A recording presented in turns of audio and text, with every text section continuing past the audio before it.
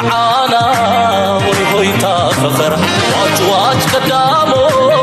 عندنا عذر جيت مالت ما سكروا سكرة حليلهم يوم كلهم ادفقوا إريترا أبي أبي الله والبجيخي أبي أبي أبي أبي أبي أبي أبي أبي أبي الله والبجيخي أبي أبي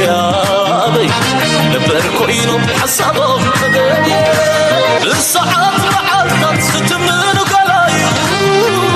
بزعبوا حوين نليلهم قريو كم صخر رحيقهم قوقيرهم بلايو الفتواتهم أبقيتنا عنديو حيدتهم كنت عارب إلهم غن عاسو حيدهم كيبهم حج عليهم نسفرسو أبقيتنا يوزلو إلا ويتواصل أبقيتنا يوزلو سرايو تفوز الطايب والله الطايب نحنا زين غيرهم يلا انتم يلا نحنا زين غيرهم أبقيتنا يوزلو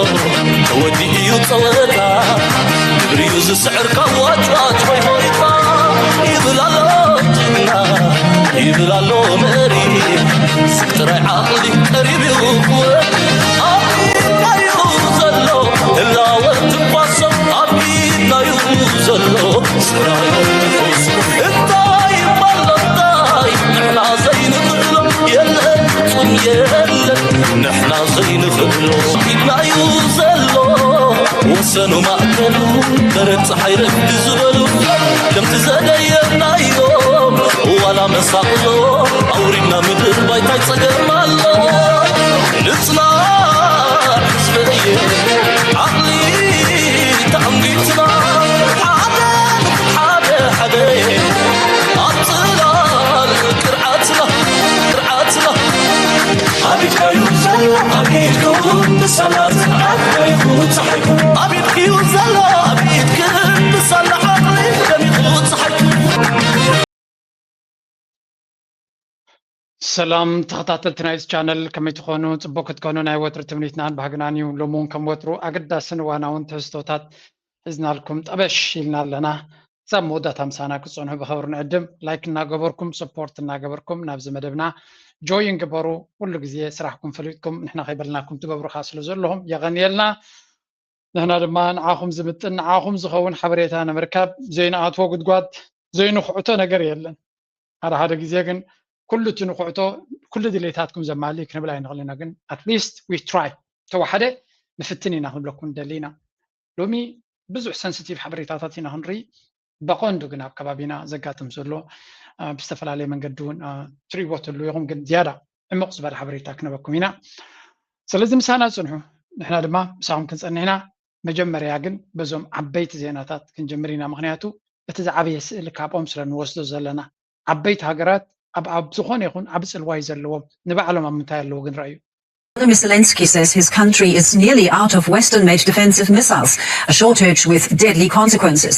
He said only one of 35 missiles launched at Ukraine was intercepted early Saturday in a barrage aimed at Kyiv. Authorities said at least 9 people died in the capital and dozens were injured. In a post on X, Zelensky said it is this shortage of ballistic missile interceptors that only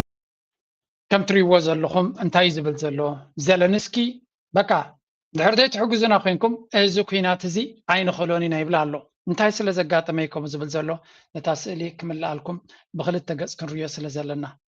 Now the Russia-Ukraine war continues to escalate with both sides launching deadly attacks. In one of the biggest attacks, Russia pounded Ukrainian capital with more than 35 missiles. 10 people have been killed and more than 30 people sustained injuries in Russian airstrikes. Describing the severity of the attacks, it has been reported that at least 10 simultaneous كم زاتري وازلهم انت واحد كاب كلته سورسز كلتنا نبينو منشطات كم نري زلنايو راشا كبيت زخونه مدقعتي ناب كتماتاتنا يوكرين كم زغبرت كاب 35 زتوكسو ميسايلات حنت ترى انترسبت غبرهم زخالو مبزحتو علاماتاتو كم زحرميهم زنغرو زلو so as well as 186 85 attack drones of various types. Kiev was primary target تعباي كتما كيف مالتيو تاعن target نيرا جن أبكالوت كتماتات كم بعد دنيبرو سمي هاركيف كم دما بولتافا زبحالو بوتاتاتون كم استهارمو يزنقر زلو. Only one ballistic missile was intercepted. حنت ballistic missile try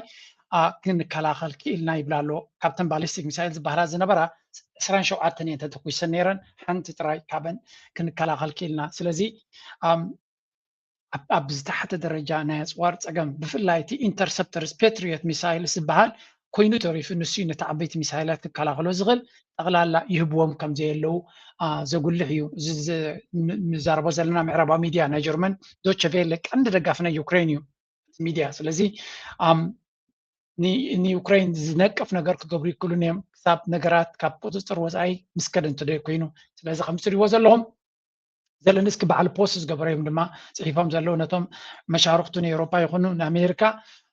سعينا نموت كم زلنا عن سؤالكم تريونا هم زلهم يزلوا simply because there is no interceptors for the Patriot system. سلزي أتي Patriot missiles بعلا لونجن تتوقع ميسايل سلزي بلوم تأيد كبوهم سلزي كالو سلمتاي كبوهم زي كالو أمريكا بعلا سلزي بالله أب كيناتنا إيران كأن دحر حرزة بلو زلو دونالد ترامب تمساسالي شجر مخانن رلنا قمت الواتا سانتيمج أمريكا أبي يوكرين هنا بيران نايم كلاخلي ميسايلات أجمعات موالا مالت من روسيا نيران ومن ما نيشاينا أنت ملغتيو حجي كزيهم now or never يبلو حجي وي نحواري كوني now or never سلزي بوتين he knows درونات ناي راشان قال ناي يوكرين قال ني مسألة but he knows for sure حجي أبزيا وانزيا أتبقوا كهرب كخلاله because he has enough missiles لذي أتا مكل خالاتو مستدخمت ولا إيران وانت مسا تاكتيكات قتل نيرا بتا رجيت ميسايلاتان قلن غيرها بزح نتير ديفنس سيستم نا أمريكا كتودعت في التنيرا زبال زنبري لك عبتوز دالي واستراتيجي ما تبصح له حجي اتي كبير زبلو ولا من تايد بلو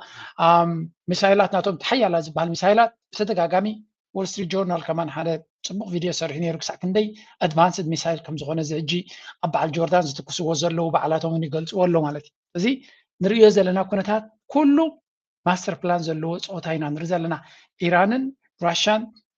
تزراريبهم ديم تقبروا زلو ببشتارهم ديم تقبروا زلو كوينو تعرفوا كده هذا عينت استراتيجي نري لنا امريكا تدخمت لها نتوم زدليوخا عبرت كم هرام زبل إنا نرزلنا سلزي again أمريكا بزع بليونات جذب أبزي متكاتنا زي Patriot missiles كمان تتحد بال نغتك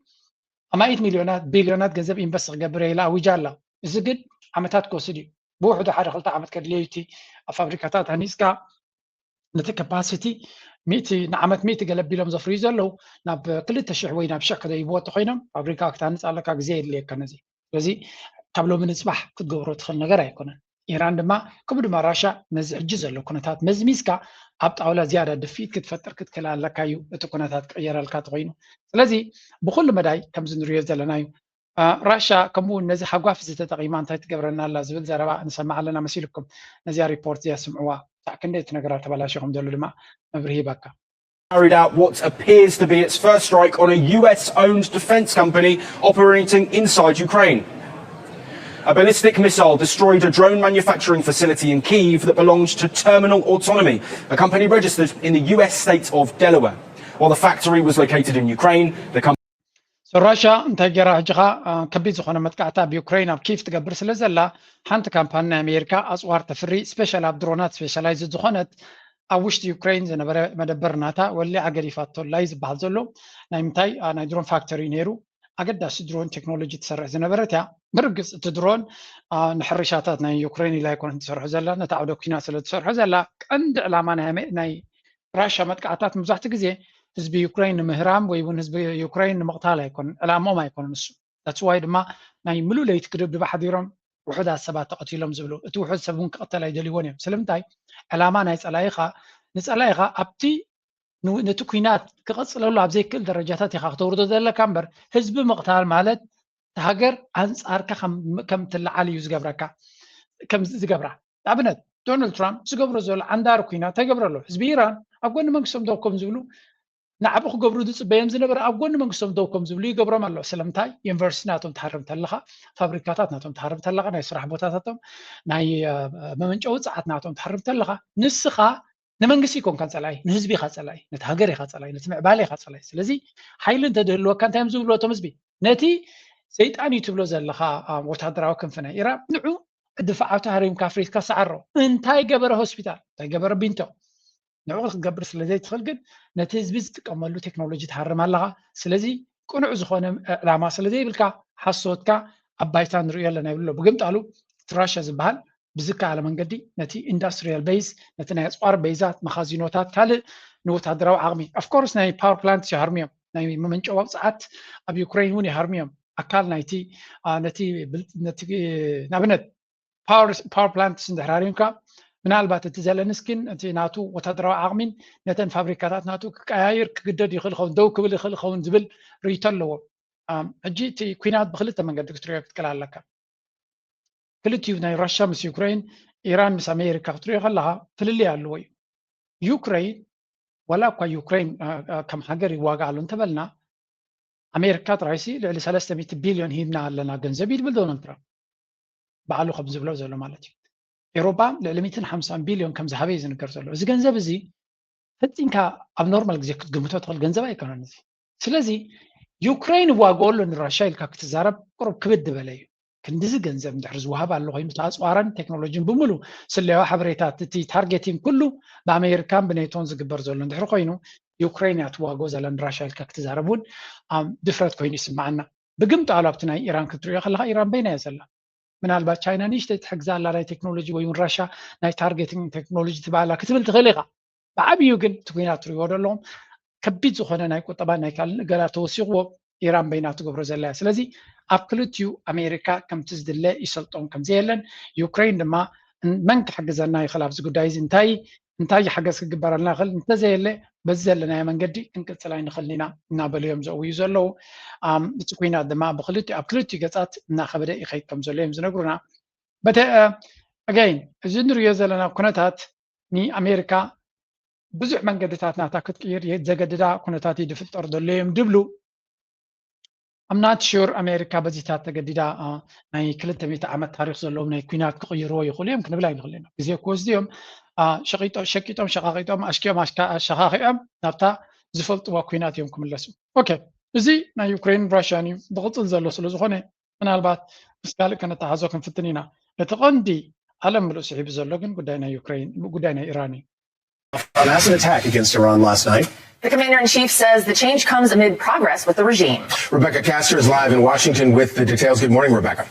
Good morning, Charlie. This was set to be one of the largest bombing campaigns against Iran to date, but now the president is signaling a peace deal could be close. He wrote on Truth Social, the USA is locked and loaded and ready to go against Iran. Despite this, we have just been asked by Iran and other Middle Eastern countries to hold off and ከም ትሪእዎ ዘለኹም ዶናልድ ትራምፕ ዝዓበየ ኩናት ክገብር እዩ ዓብዪ ሓደጋ ከውርድ እዩ ክበሃል ድሕሪ ምፅናሕ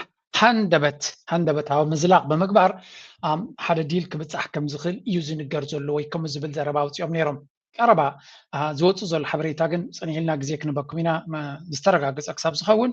ኢራን ነዚ ሓድሽ ትልሚ ብቀጠር ናብ ኢራን ገፁ ከይዱ ዝነበረ ነፂጋቶላ ዝብል ዘረባ ሰሚዕና ኣለና ስለዚ ስቲል እቲ ግድል እቲ ናይ ኩናት ደበና ይቕፅል ከም ዘሎ ክነግረኩም ኢለ ዋላ እኳ ዝኾነ ናይ ላስት ሚኒት ዲፕሎማስያዊ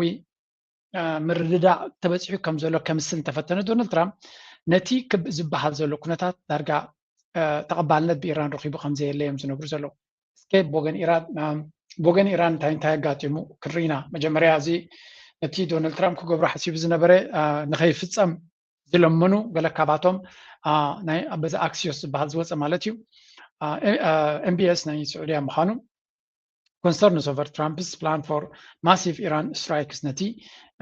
ኣብ ልዕሊ ኢራን ክግበር ዝተሓሲቡ ዝነበረ ከቢድ መጥቃዕቲ ዝብልዎ ዘለዉ ንኸይፍፀም ዝደፍአ እንተሎ ሓደ MBS ከም ዝኾነ እዚ ኣክሲዮስ ዝበሃል ኣውፂዎ ነይሩ ማለት እዩ ሕጂ ብወገን ኢራን ከመይ ሓዲሮም ክንብለኩም ከለና ከቢድ ደብዳብ ክፍፀም ከም ዝኾነ ተነጊርዎም ነይሩ ስለዚ እታ ለይቲ እቲኣ ኣብ ኢራን ከመይ ነይራ ኣብ ሃገራት ክልጅካ ከመይ ነይራ ብክልቲኡ ክንሪኣ ኢና ከቢ ኢራን ንጀምር That story. Let's go to Tawheed Asadi joining us live from the Iranian capital, Tehran. Tawheed, it's morning where you are now. So is there a sense of relief at all from Iranians, perhaps after Trump's latest post? ተሓተላ ድሕሪ ንግሆ ማለት እዩ ካብቲ ናይ ዶናልድ ትራምፕ ዝነበረ መጠንቀቕታታት ዝኾነ ደብዳብ ከይጋጠመ ምሕዳሩሲ እንታይ ስምዒት ኣለዎ ኣብ ኢራን ከመይ ተሰሚዑ? Well, the reality on the ground, Sarah, is that Iranians are habituated to dancing with the same old tune. If you look at the President Trump's past statements over the course of a couple of months, we can see that there is a sort of oscillation, sometimes a threatening and very threatening rhetoric from him, and sometimes a rhetoric based on closeness to a deal or negotiations being very successful. So for Iranians, it's like the same old story. ከም ትሪእዎ ዘለኹም ኢራናውያን በቲ ጉዳይ እቲ ብዙሕ ነገር ከምዘየለ ምክንያቱ ሳዕስዒት ኢሎም ኣለዉ ናይ ዶናልድ ትራምፕ ሳዕስዒት ይበሃል እዚ እንታይ ንስኻ ክድብድብ የኢልካ ዘይምድብዳብ ከምዚ ክገብር እየ ሰላም መፅኡ ክግ ክጅምር እዩ ክሃርም እየ ተሪፉ ክንሰማማዕና ስምምዕ ኣይሰለጠን ስለዚ በቃ ብሓሶቱን ሓቅነት ናቱን ክፈልጥዎ ስለዘይከኣሉ ክፈልይዎ ስለዘይከኣሉ they just don't know they are habituated ወይ ከዓ ምስቲ ኩነታት እቲ ተለማሚዶም እዮም ኢሉ ስለዚ ዶናልድ ትራምፕ እንታይ ክገብር እዩ ኔክስት ምንቅስቃስ ናቱ እንታይ ክኸውን እዩ ዝኾነ ሰብ ክፈልጦ ዝኽእል ነገር ከም ዘይኮነ ግን ንኢራናውያን ፈፂሞም ክረጋግኡ ከም ዘይክእሉ ምክንያቱ በተደጋጋሚ እቲ ውፅእ ዝብል ፖለቲካ ስለ ዝኽተል ዘሎ they really don't know how to deal with this እቲ ህዝቢ ማለት እቲ ሰራዊት ናይ ኢራን ፅቡቅ ገይሩ ይፈሊጥዎ ዘሎ ኣካይዳ ናይ ዶናልድ ትራምፕ ሜላታት ናይ ዶናልድ ትራምፕ ኩነታት ናይ ዶናልድ ትራምፕ እንታይ ከም ዝኾነ ፈሊጦም ኣሎ እንተቲ ህዝቢ ግን ምሉእ ለይቲ ቢንቶታትካን ፀዓትካን ክድምስሰልካ ኢሉ ክፍክረልካ ዝሓደረ እሞ ኣጋጣሚ ተዘየጋጢሙ ከተንፍስ ይኽእል ግን ንክንደይ ከተንፍስ ምክንያቱ ፕላን ቀይሩ ማለት ኣይኮነን ኢራን ክትማረኽ እዩ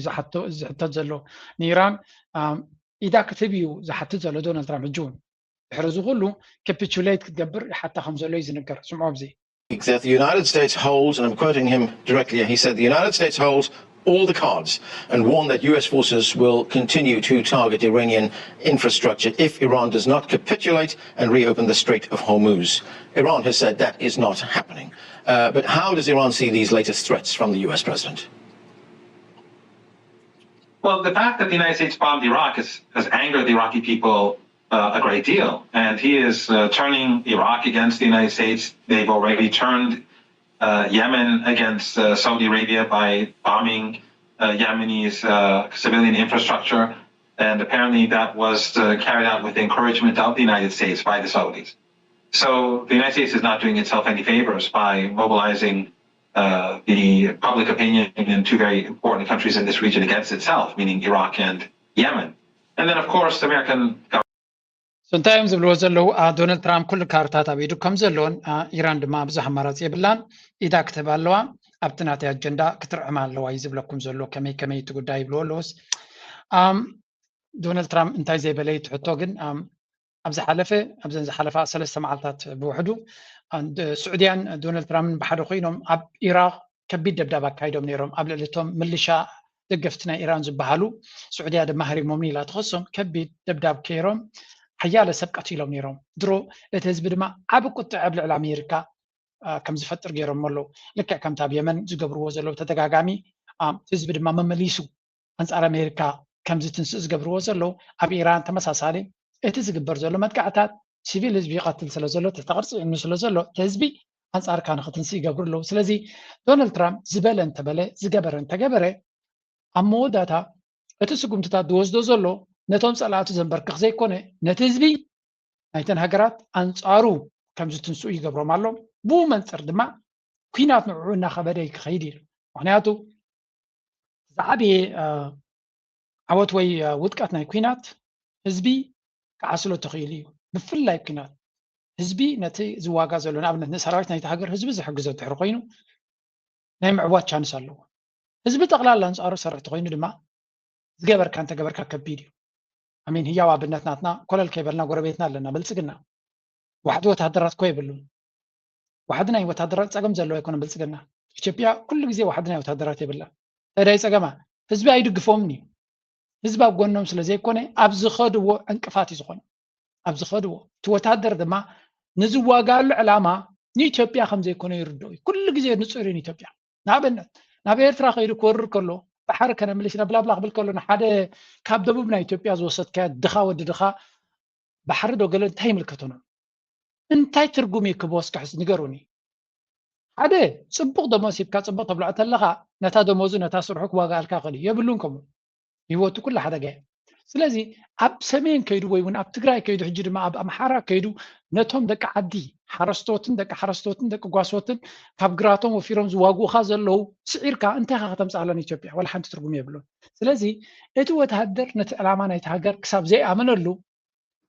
ከኣምነሉ ፕሮፓጋንዳ ስለ ዝገበርካ ኣይኮነን ኣትሊስት ዝእመን ዕላማ ክልዋ ከልዎ ተጋሩ ረይዎም እጂ ፋኖ ረይዎም ፋኖ ብደሞዝ ኣይኮኑን ይሰርሑ ዘለዉ ደሞዝተኛ ወተሃደር የብሎም ፋኖ ካበይ ምፅእ ክኸፍሎም ንህላዊዮም እዮም ዝቃለሱ ዘለዉ ባዕሎም እዮም ካብ ነብሶም ሓፍ ኣቢሎማ ዝዋጉ ዘለዉ ከምዚ ዓይነት ቃልሲ ድማ እዩ ዕላምኡ ንፁር ራእይናቱ ንፁር ንመኸተ ድማ ሬዲ ዝኾነ ትግራይ ደሞዝ ዝኽፈል ሰራዊት ክህልዎም ኣይክእልን እንተሎ ሽማዊ እዩ ምክንያቱ ዘለዎም ፀገማት ይርይዎ ኣለዉ ኣብ ገዝኦም ምስ ከዱ ስድሮኦም መድሃኒት ዘይብሎም ሕክምና ዘይብሎም ደቆም ዘይመሃሩ ኣሕዋቶም ዘይመሃሩ ስለምንታይ ባጀት ስለ ዘይምፅእ ዘሎ ስለዚ ብከምዚ ክንቅፅል ስለዘይንኽእል ነዚ መድረክ እዚ ክንቅይሮ ኣለና ዝብል ሰብ እዩ ወይ እውን እቶም ማዓስከራት ዘለዉ ኣብ ፈቐዱ ተጓሒፎም ዘለዉ ካብ ግራቶም ገለ ካብ ዓዶም ወፂኦም ዘለዉ እሳቶም ከዓ ብከምዚ ክንነብር ኣይንኽእልና ተቃሊስና ርስትና ክንመልስ ኣለና ዝብል ዘረባ ይመፅእ ስለዚ እቲ ቃልሲ ምክንያት የልዎ ብልፅግና በንፃሩ ምክንያት ዝበሃል የብሉን ንኢትዮጵያ ብላብላ ይብላ ኣሎ ባሕሪ ከምፅእ ናይ መን ባሕሪ እንተምፃእኻ ኸ ኣዲስ ኣበባ ዘሎ ፀጋታት ዘይተጠቀምናሉ ካብ ባሕሪ ዝመፅእ ክንጥቀም ከና ኪዳ ነቶም ንዓኻ ነቶም ጉሒላታት ቤተሰብካን እዩ ክጠቕመካ ዝኽእል ነቶም ኣብ ጥቃኻ ዘለዉ ገጀፍቲ ደማሙ ንዓታቶም ይካውን ዝኽእል እዩ ዝብሎ ስለዚ ዝገበሩ እንተገበሩ እቲ ወተሃደር ነኺሱ ክቃለሰልካን ክዋጋኣልካን ኣይደልን እዩ ደሞዙ ኩል ኣይኮነን ፅቡቕ ዕላማ የብሉን እቲ ዝግበር ዘሎ ድማ ንዕኡ ከርብሖ ከም ዘይክእል ስለ ዝፈልጥ ዕድል ተረኺቡ ከይሞተ ክድሕን እዩ ዝደሊ ስለዚ ከምዚኣ ንሪኣ ዘለና ድማ ዝገበርካ እንተገበርካ እቲ ዕላማ ክሳብ ናይቲ ህዝቢ ንዓዱን ንሃገሩን ዝብል ዝኾነ ከቢድ እዩ ክስዕሮ ኣብ ኣሜሪካ ይኹን ወላ ገለ ይኹን ንዓደይ ዝብል ወላ ራሻ እውን እኳ ኣብ ዩክሬን ከቢድዋ ዘሎ ሓደስ እዩ ዩክሬናውያን ብዘየገድስ እቲ ብድሕሪ መጋረጃ ንምንታይ ዕላማ ኣትዮም ኣለዉ ኣብ ዓዶም እዮም ዝዋጉ ዘሎ ዓዶምን ደንቢዮምን ዝፈልጥዎ ቦታን እዩ so this is always difficult regardless the ዓይነት superiority ለከና ወታደራዊ ዓቕሚ ቀሊል ኣይኮነን ንዓዱ ኣብ ዓዱ ኮፍ ኢሉ ዝዋጋእካ ዘሎ ከቢድ እዩ ክትስዕሮ ረጋጊፅካ ክትከይድ ከቢድ እዩ ስለዚ ኣብዚ እውን ኣስተውዒልካ ምርኣይ የድሊ ኢራናውያን ድማ they are more than capable ዶናልድ ትራምፕ ከሰንብድዎን ክድህልዎን ካብቲ ፕላናት ናቱ ፋሕፋሕ ኢልዎ ንክወፅእ ክገብርዎ ክንደይ ክወፅ ዘሎ ሚነዚ I don't know but at the end of the day the game is ነዚያ እያ ትመስል ንዶናልድ ትራምፕ ድማ እንታይ ኢሎም ፑሽ ይገብርዎ ኣለዉ ክንርኢ ኢና Trump says he's cancelled plans for fresh strikes on Iran, subject to rapidly striking a deal with the country. He said the decision had been taken alongside Israel. Saudi Arabia's crown prince has called President Trump to stress the necessity of prioritising dialogue to de-escalate tensions. President Trump in New Jersey for the weekend, amid anticipation the United States was preparing renewed strikes on Iran. The US State Department posting an interview between Trump's daughter-in-law and Secretary of State Marco Rubio. I don't think the Iranian regime has ever faced a president like President Trump, which is someone that actually takes action. You know, they got used to for 20 or 30 years, not just the US, but the broader world, allowing them to get away with things like lying, breaking deals, tricking people into agreements and so forth. Minutes later, Donald Trump posted ከም ትሪእዎ ዘለኹም ኣብዚ እቲ ማርኮ ሩቢዮ እንታይ እዩ ዝብል ዘሎ ወይ እውን ብሓፈሻ ዶናልድ ትራምፕ ዝኾነ ንፁር ዝኾነ መንገዲ የብለዎምን ናብ ኢራን እዚ ሓደ ካብቶም ለማፅ መልሓስ ዘለዎ ዲፕሎማት ናይ ኣሜሪካ ማለት እዩ ዘረባ ናቱ ዘረባ ብቐሊሉ ከውፅእ ዝኽእል ኢራን ኣብ ሙሉእ ሂወቶም ከምዚ ናይ ሎሚ ብድሆ ገጢሞም ኣይፈልጡን እዮም ኩሉ ግዜ ድሌታቶም ዝገብሩ እናታለሉ ዝኸዱ ዝበልዎን ዝደለይዎን ክኾነሎም ዝፍትኑ ቻለንጅ ዝገብሮም ዘይብሎም ብዛዕባ ምን ይዛረበሎ ተረዲኩም ዶ ንሱ ብዛዕባ ኢራን ይዛረብ ዘሎ ግን بتخكل جمزة عامني زاربال he's talking about America أمين تزاربا بقمتلش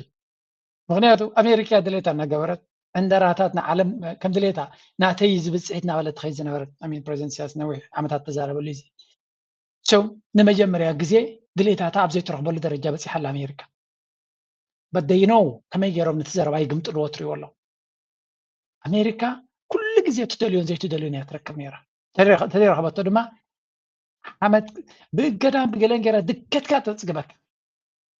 كم سنة لومي نا إيران قد إيمو فانت حتى حزة تولى دما يلا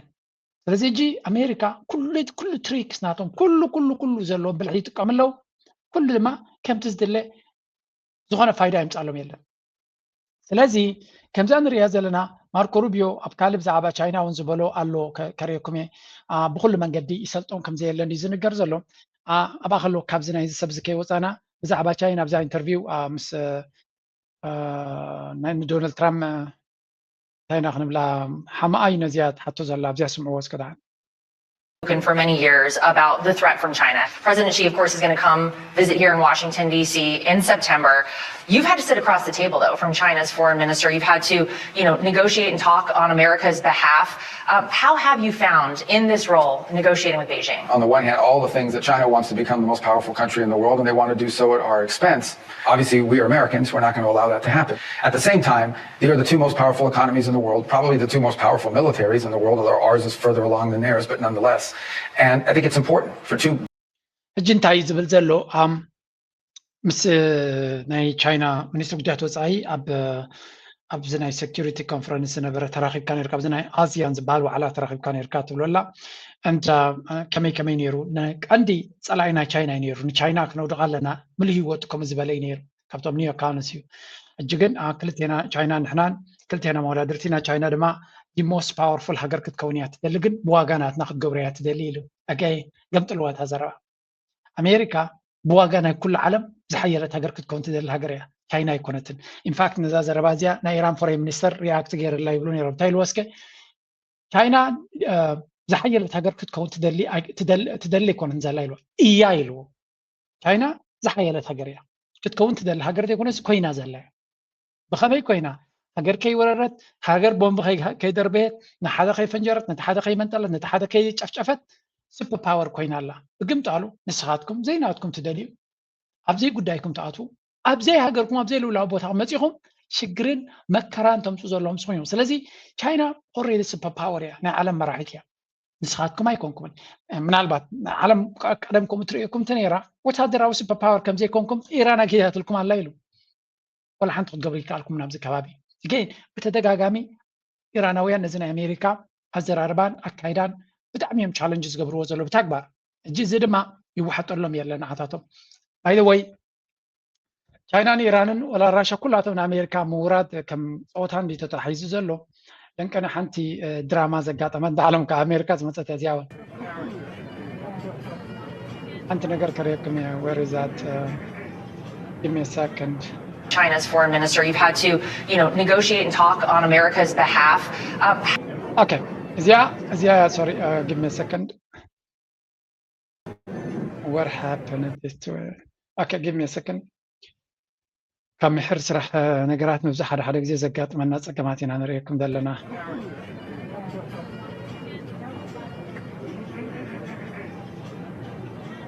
Two big countries like this, the two most powerful countries in the world, have to have a relationship, have to have the ability to speak to.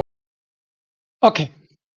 نزيا كريكم كم جات ريواد لهم هذا أب أمريكا يودب يمرقون يروم أبي مخانو قلك فعلنا أمريكا ودب يمرقون يروم هجي تريواد لهم تا بانديرانا أمريكا سي نحدا نجر كشفنا لهم يروم من يروم أبتل على الرأي وبتصحف بانديرانا أمريكا بكل تبوتا مشفني إتي نفورما جيروم مزلوي مسلوم نيرو أجات أمن فاس مسيونتي بانديرا مساليو أتعنعود سرحت كامبانا تشاينا أنا عايم حبيهم نيروم ببانديرا جيروم أبتم من الرغطة تي كله تماشينري زي كاب تشاينا كم زمان سكر رايلو ما يدلون يمنيرم سلازين عاب بانديرا جيروم حبيت أبما نيروم أجات أمن فاس دما نينجر كون النتيجة تبان كم زي غير نزا بانديرا كله أبيلوا تماركنا تشاينا قمت لي لا مزيا سلازي ماغا زبلوت ناي ماغا زبل قوبع ناي دونالد ترامب ريخ مدو اتي قوبع مشالو قيح ماغا زبل ميك امريكا جريت اجين زبل كاب تشاينا يدسرح لهم من بحالسو امريكا فرس زبل قوبع ناي دونالد ترامب كاب تشاينا يدسرح سلازي تشاينا امريكا بزي تشاينا ولا حنت ترجميه بالله زبال كاب زي زبقس رايو تواريدهم كيم نتي لوغو ناي تشاينا كامباني كشفنو ويم دفتنزلو بتا اوريدي فايرال كيدا ذا فيديو زيا حماق عدل كوينو China have atom technology as well as so there's nothing there's not much they can do قسم بالكاتم بالي ابت مرات ريو فحفحتي ومن عبا قرق بربجا قينو قدام هذا انا anyway this is a side story توساخي نقرا من قدو امونغو تشاينا and امريكان زلو وددر نافيغاتو يخيد كم زلو كل التكنولوجي كله يوم زودا درزلو ግን I think أمريكا تأمامينات تقدم هذا اللي عودة كينات عودنا يوددر كم زي اللي يزنقر أم نفسه كف وددر AI بلو تكنولوجي بلو ولا نايتي rare earth minerals بلو ولا كل نجر بقى كل نجر ولا بسبيس ونطقونه ساكن دي أمريكا تشالنج خط جبرهم كم زلا ني تشاينا تشالنج تجبرهم كم زلا يمزنقرو كل دما أقداسي مدرخ نزح جزالنا عالمي ولا وتهدراو كنتات ولن كان بزح زعبو يزارب له تشاينا بزح حدش ميسايلات تبع بلا الله قالنا تبالي بزح يد زرب زلو مودتا أتي قداي توددر نايزون كلهم حالتات ناب حماق قصة يخيد مبر وددر حماق يكونن كابو كي وصانا ناب أوروبا خي انتاي أب انتاي ودادي رومي عوت له وندحري لكم ناها ويل أوروبا كم قدد هسي زلو ندي مابزو وددر زي كن حنتي لنكنم كاب بزعبا قطبنا أوروبا زرب زلس كنسمع News out of Europe. Am I dreaming? Germany, the powerhouse of the EU economy, reported slight growth in the second quarter of this year. Meanwhile, preliminary figures show a half-point growth in the EU for the same period. All of that following the first positive reading of an important measure of the manufacturing and services sector in months. I'm hesitant to say it, but is the EU economy in recovery? I'm Cassandra. And بعفش أنت يوم زبلو زلو قطبنا أوروبا قرب تسفاناي ريكافر كجبرلو أبز خل زنبرة أجرما زي كبيت خونناي إنرجي وور عن كل الواتات كجبر زخل كنا تفتيرلو أوروبا دما ولا كان يشتي تسفا أنت نبرة ولا وين كابزو كيناتنا يوكرين إننا إيران ستغصب على معناته أتم ودادرت كامباين تاع تشاينا نبيسي أنزلوا بسنكتينا إن دادي كاب أجراد عرب زخينا بن زيادة سلز غيز نبرة ناتنس أجامز فترة لنزلوا قرب أوروبا متنفسي بوالو جن بحفشة حجون انتخونه اتي نحنا زي مسأنا يسأجم أوروبا جن زيادة واقع كفلا زخل كوينيس معنا اللي يمزول زلوا قبل اليود ما أوروبا حدش درامات فتير له في الله بزوا جن سبين زي برزول مالتي. How tens of thousands of people surged into the tiny Spanish territory Ceuta in northern Morocco this week. Spain has declared the crisis effectively over, but what's left in the aftermath? And what happens to the people who crossed? Our correspondent is there. Stick around. He'll answer those questions in just a moment. But first, I want to bring you up to speed very quickly on what actually happened. Days ago, migrants stormed the border. كم زتري وزلهم نزي من سيات مروكو زقات أمام زيا دسيت أبي بوتا يوكريكم متبوتا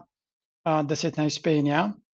أنت من سيات ناي مروكو فسيسو مهم سلزي مروكو إذا سيات تبهال دسيت يا ناي مروكو ياسا ناي إسبانيا إسبانيا سلزون دا كان ناي أوروبا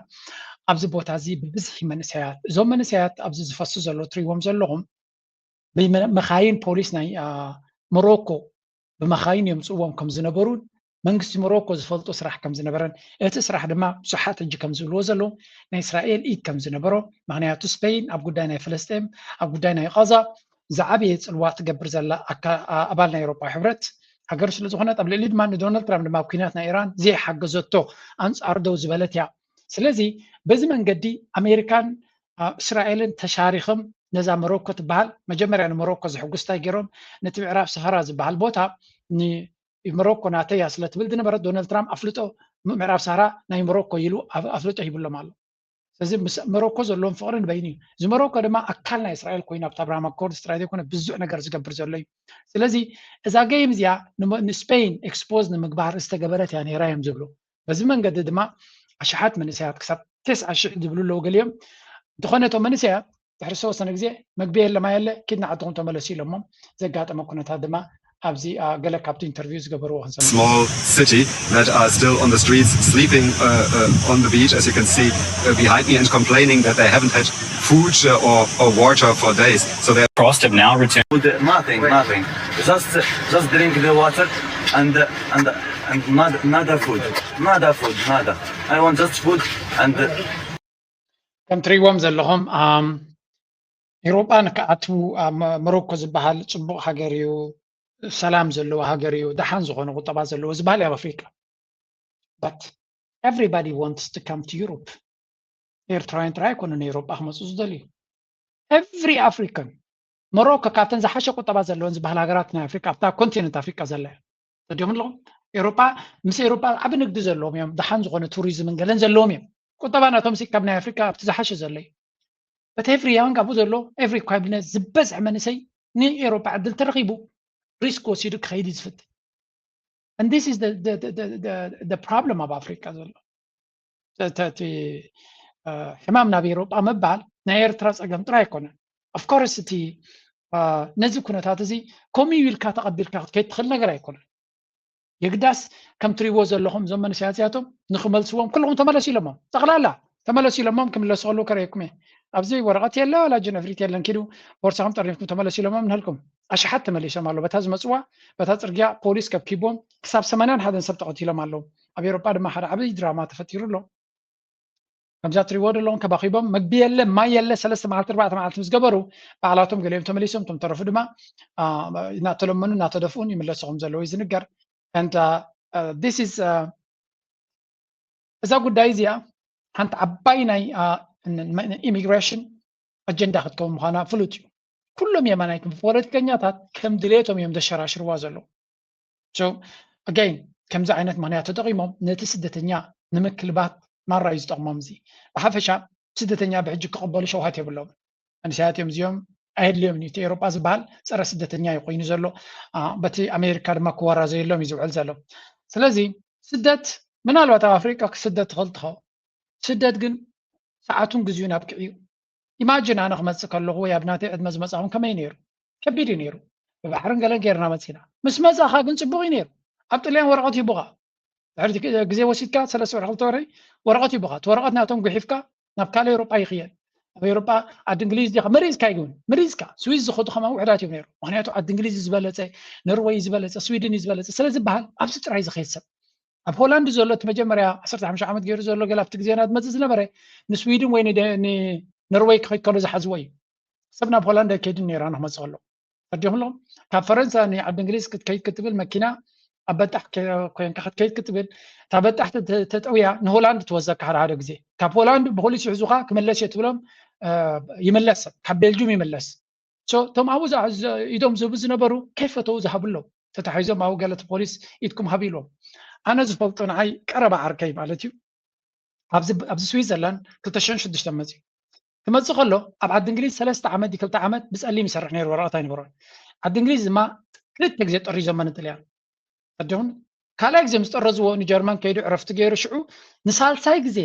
ንዓዲ እንግሊዝ ክኸይድ ብባቡር ክኸይድ ከሎ ኣብዚ ከተማ ኣነ ዝቕመጠሉ ስዊዘርላንድ ባዝል ሒዞሞ ኣነ ይደልኒ ዓድኹም ግደፉኒ ክኸይድ እየ ኢልዎ ግደፉኒ ኣነ ኣብዛ ዓድኹም ኣይኮንኩን ዓዲ እንግሊዝ ክኸይድ እየ ደለኹ ኖ ከምዚ ዝበሃል የለን ኢሎም ኣብ ካምፕ ብሓይል ወሲዶሞ ኣብቲ ካምፕ ምሳተወ ንመጀመርያ ኤርትራን ሽዑ እዮም ዝመፁ ነይሮም ኣብዛ ዓዲ ረኺቦሞ ኣታ ዛ ዓዲ ፅቡቕ ኢሎሞ ኢሎም ኢሚኖሞ ኮፍ ኢሉ ገለ ካብቶም ኣብዛ ኣነ ዘለኹ ከተማ ቀዳሞት ወረቐት ዝወሰዱ ሓደስ እዩ ሽዑ ወረቐት ምሃብ ስለ ዝጀመረት ኤርትራዊ ከንዓ ኮፍ በል ኢሎም እንታይ ንማለት እቲ ዝነበረ ኣብዚ ኮፍ ኣይብልኒ ወረቐት ናትኩም ኣይደልየን እናበሎም ክንደይ ሰብ ካብዚ ኣይንደልና እናተባሃለ እዩ ኣብዚ ኮፍ ዝብል ነይሩ ኣማሪፅካይ ነይሩ ኣብቲ ግዜቲ ዋይ ክንዲዚ ነማረፅ ነይርና ንካልኦት ዜጋታት እሳት ወረቐት ዝበሃል ኣይቡን እዮም ነይሩ ናይ ኤርትራ ወረቐት ግን ስፔሻል ኬስ ተባሂሉ ሸይሸይ እዩ ዝብል ነይሩ ስለዚ ቁሩብ እቲ ኣእምሮኻ ክትከፍቶ ክትከል ኣለካ እቲ ናይ ስደት ኩነታት ሎሚ ኣብ ትግራይ ሓደ እንታይ ክብል ሰሚዐ እስኪ ኢትዮጵያ ካብ ፃልኩም እየ ድሓር እንታይ ኢሉ ይዛረብ ነይሩ ኣታ ከም መንግስቲ ኤርትራ ይርከብኒ ኢሉ ይሄ እንተበለወሲ ህዝቢ ኤርትራ ኣበይ ድዩ ኣቐሚጥዎ ዘሎ ኣብ ኖርዌይን ኣብ ስዊድን ኮፍ ኣቢሎም ዘሎ መንግስቲ ኤርትራ እዩ መንግስቲ ኢትዮጵያ እኮ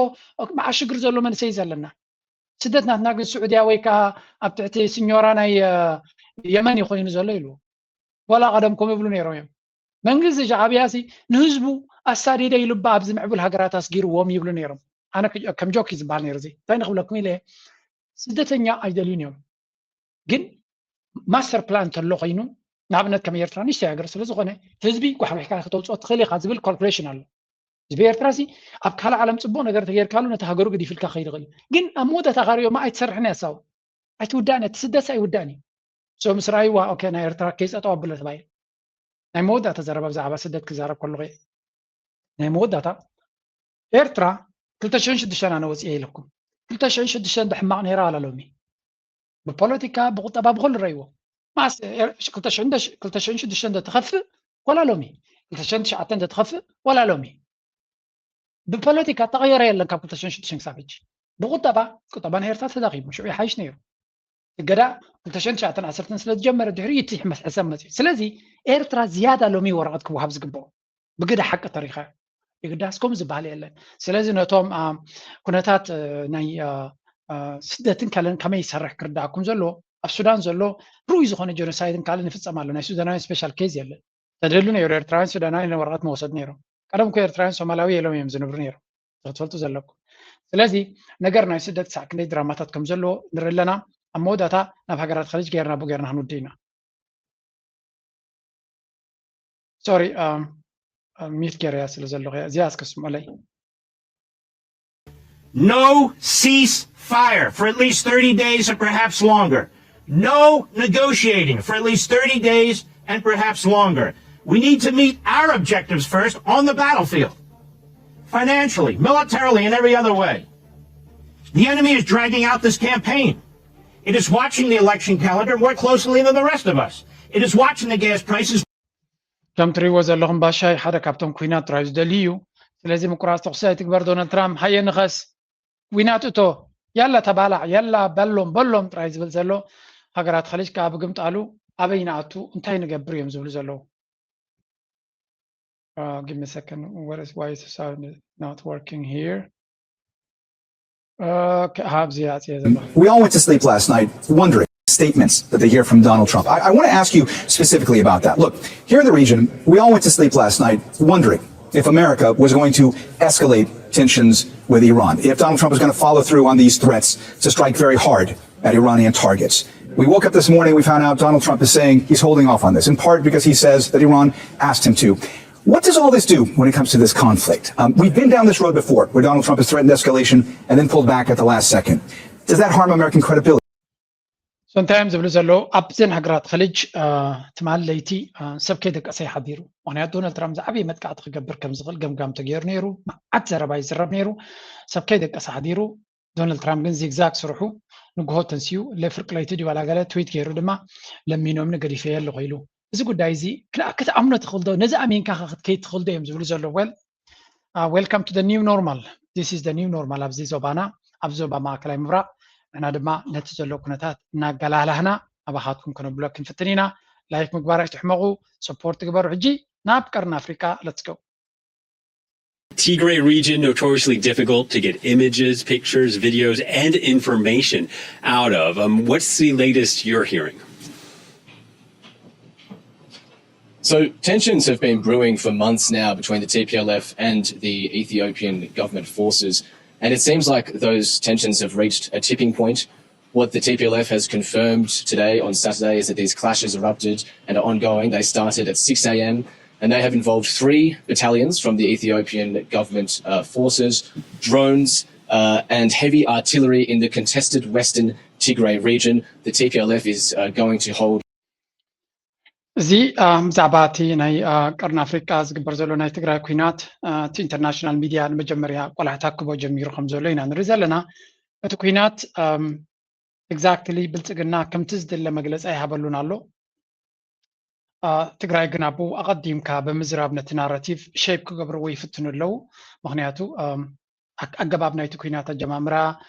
ኣካይዳ ናቱ ወላ እውን እቲ ዕላማታት ናቱ ንተጋሩ ከውን ተጋሩ ክገብርዎ ዝኽእሉ ወይ ክጅምርዎ ዝኽእሉ ዘይኮነ ብልፅግና ክገብሮ ዝኽእል ስለ ዝነበረ እዩ ስቕታ መሪፁ ዘሎ ቅድሚ እቲ ኩናት ድማ ፅዑቕ ዝኾነ ጎስጓስ ናይ ኩናት ይገብር ስለ ዝነበረ ክሳብ ገጅፍ ሰራዊት ድማ ናብቲ ቦታ ኣቕሪቡ ከም ዘሎ እዩ ዝንገር እዚ ኩናት እዚ ድማ ድሮ ከፊቶሞ ከም ዘለውን ብዙሕ ዘረባ ድማ ኣለዎ ብፍላይ ኣብዚ እቲ ዓውደ ኩናት ብኸመይ መንገዲ ክቕፅል ከም ዝኾነ እውን ይዛረብ እዮም ካልእ ፀብፃባት ክንርኢ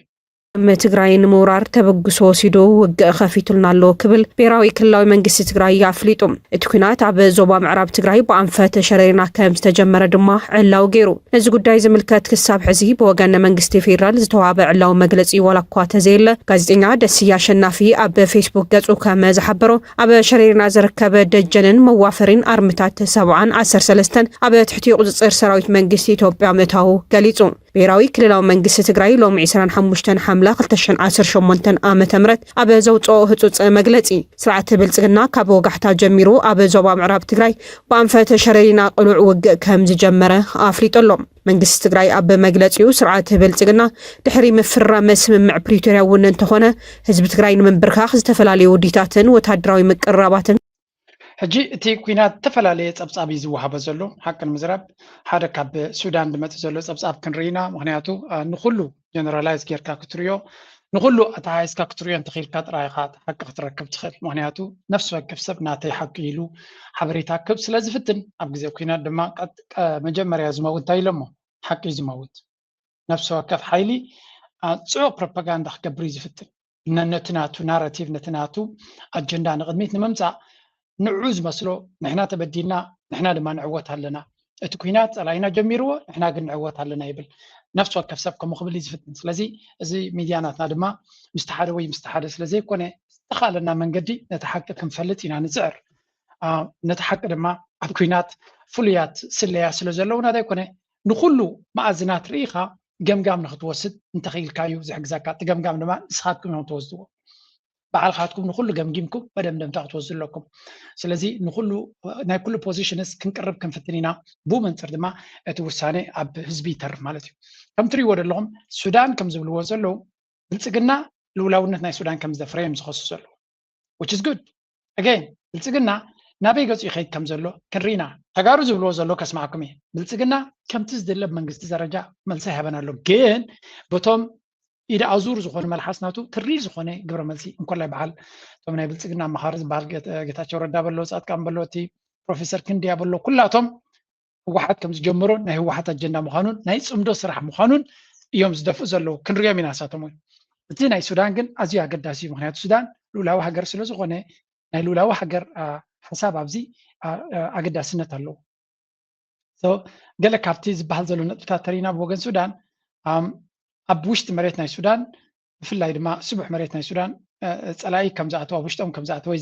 ይዝነግር an Ethiopian force penetrated 2 kilometers into Sudan's territory at the al-Qadama ዝብሎ ማለት እዩ area in al-Fasca ስለዚ al-Fashka ወይ al-Fasca ይብሉ ኣብኡ ከም ዝኣተዎም ይነግር ኣሎ ቀፂሉ attacks on civilians Ethiopian forces shelled a border camp for displaced persons following drone strikes that killed 3 Ethiopian citizens ኣብቲ ቦታቲ ኢትዮጵያውያን ኣብ ማዓስከራት ንዝነበሩ ኣብ ልዕሊኦም ብዝተገበረ መጥቃዕቲ ሰለስተ ሲቪላውያን ኢትዮጵያውያን ኣብቲ ማዓስከር ዝነበሩ ተቐቲሎም ኣሎ ይብሎ political motive the aggression is framed as an attempt by Abiy Ahmed's regime to vent its internal anxieties and domestic crisis ናይ ሱዳን ሚድያታት ዝብልዎ ዘለዉ ናይ ሱዳናውያን ቴክ ኣብዚ ወይ እውን ትዕዝብቲ እንታይ እዮም ዝብሉ ዘለዉ ብልፅግና ውሽጣዊ ፀገሙ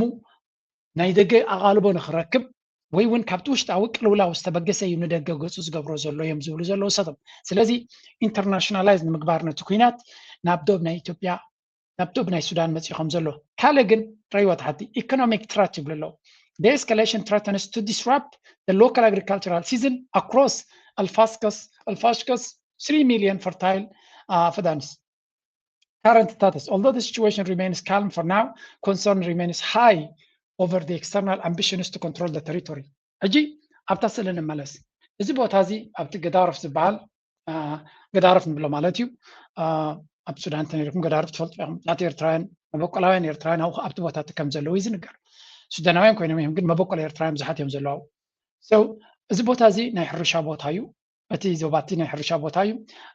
إذا بوتا بفلا إذا عبي الفاسكا كمون نشتي زبال كل تبوتات. لمعنا حرشا غزي بوتايو نحرشا دما مچو غزي وقتنا تحج سلا زغونه እዚ ኩናት ዝግበር ዘሎ ብዙሓት ከም ዝጠቕስዎ ኢማራት ይኾኑ ካልኦት ሓይልታት ነዚ ቦታ እዚ ክቋፀር ወይ ደልዮ ኣዝዩ ስብሕ ቦታ እዩ ኣብታም ቦታ እዩ እዚ ስለዚ ነዚ ቦታ እዚ ኢትዮጵያውን ይደልይዎ እዮም ሱዳን ድማ ናትና ባህልቲ እዮም ስለዚ ነዚ ኩነታት ነዚ ህጓፍ ናይ ሱዳን ተጠቒምካ እንተወሓደ ነዚ ቦታ እዚ ንምቁፅፃር ቁጠባዊ ኢንሰንቲቭ ምክንያት ክህሉ ከም ዝኽእል ይብሉ ኣለዉ ሓደ በሉለይ እዚ እቲ ሱዳናውያን ዘተንብህዎ ዘለዎ ኣብቲ ኩናት እቲ ብዓብዩ እቲ ዕላማ ግን ኪኑ ዝኸደ እዩ እቲ ዝበሃል ዘሎ ኪኑ ዝኸደ እዩ ካልኣይ ናይ ዓለም ዜና ጥራይ ክበኩም ድሕሪ ናብቲ ናይ ሎካል ክሓልፍ እየ ኣልጀዚራ ሓደ ኣርቲክል ፅሒፍ ኣሎ ብዚ ኣልጀዚራ ዝሃቦ ኣብዚ እንተሪእና ድማ ብዛዕባ እቲ ኩናት ዝሃቦ ንእሽተይ ፅማቅ ክንበኩም ነቲ ብውዕል ፕሪቶርያ ሰንኮፍ ኣብ ሰንኮፍ ዝነበረ ውዕል ፕሪቶርያ ከቢድ ዝኾነ ኩናት ኣብ ምዕራብ ትግራይ ኣብ ዶብ ናይ ሱዳን ኣጋጢሙ ኣሎ making the most critical breach ካብቲ ናይ 22 ዝተገበረ ምቁራፅ ናይ ተፃቦታት ንዑ ብምፍራስ እቲ ዝዓበየ ወታደራዊ ረፅሚ ኣጋጢሙ ከም ዘሎ ይብሉ ኣለዉ mutual blame Tigrayan regional government accused federal forces of launching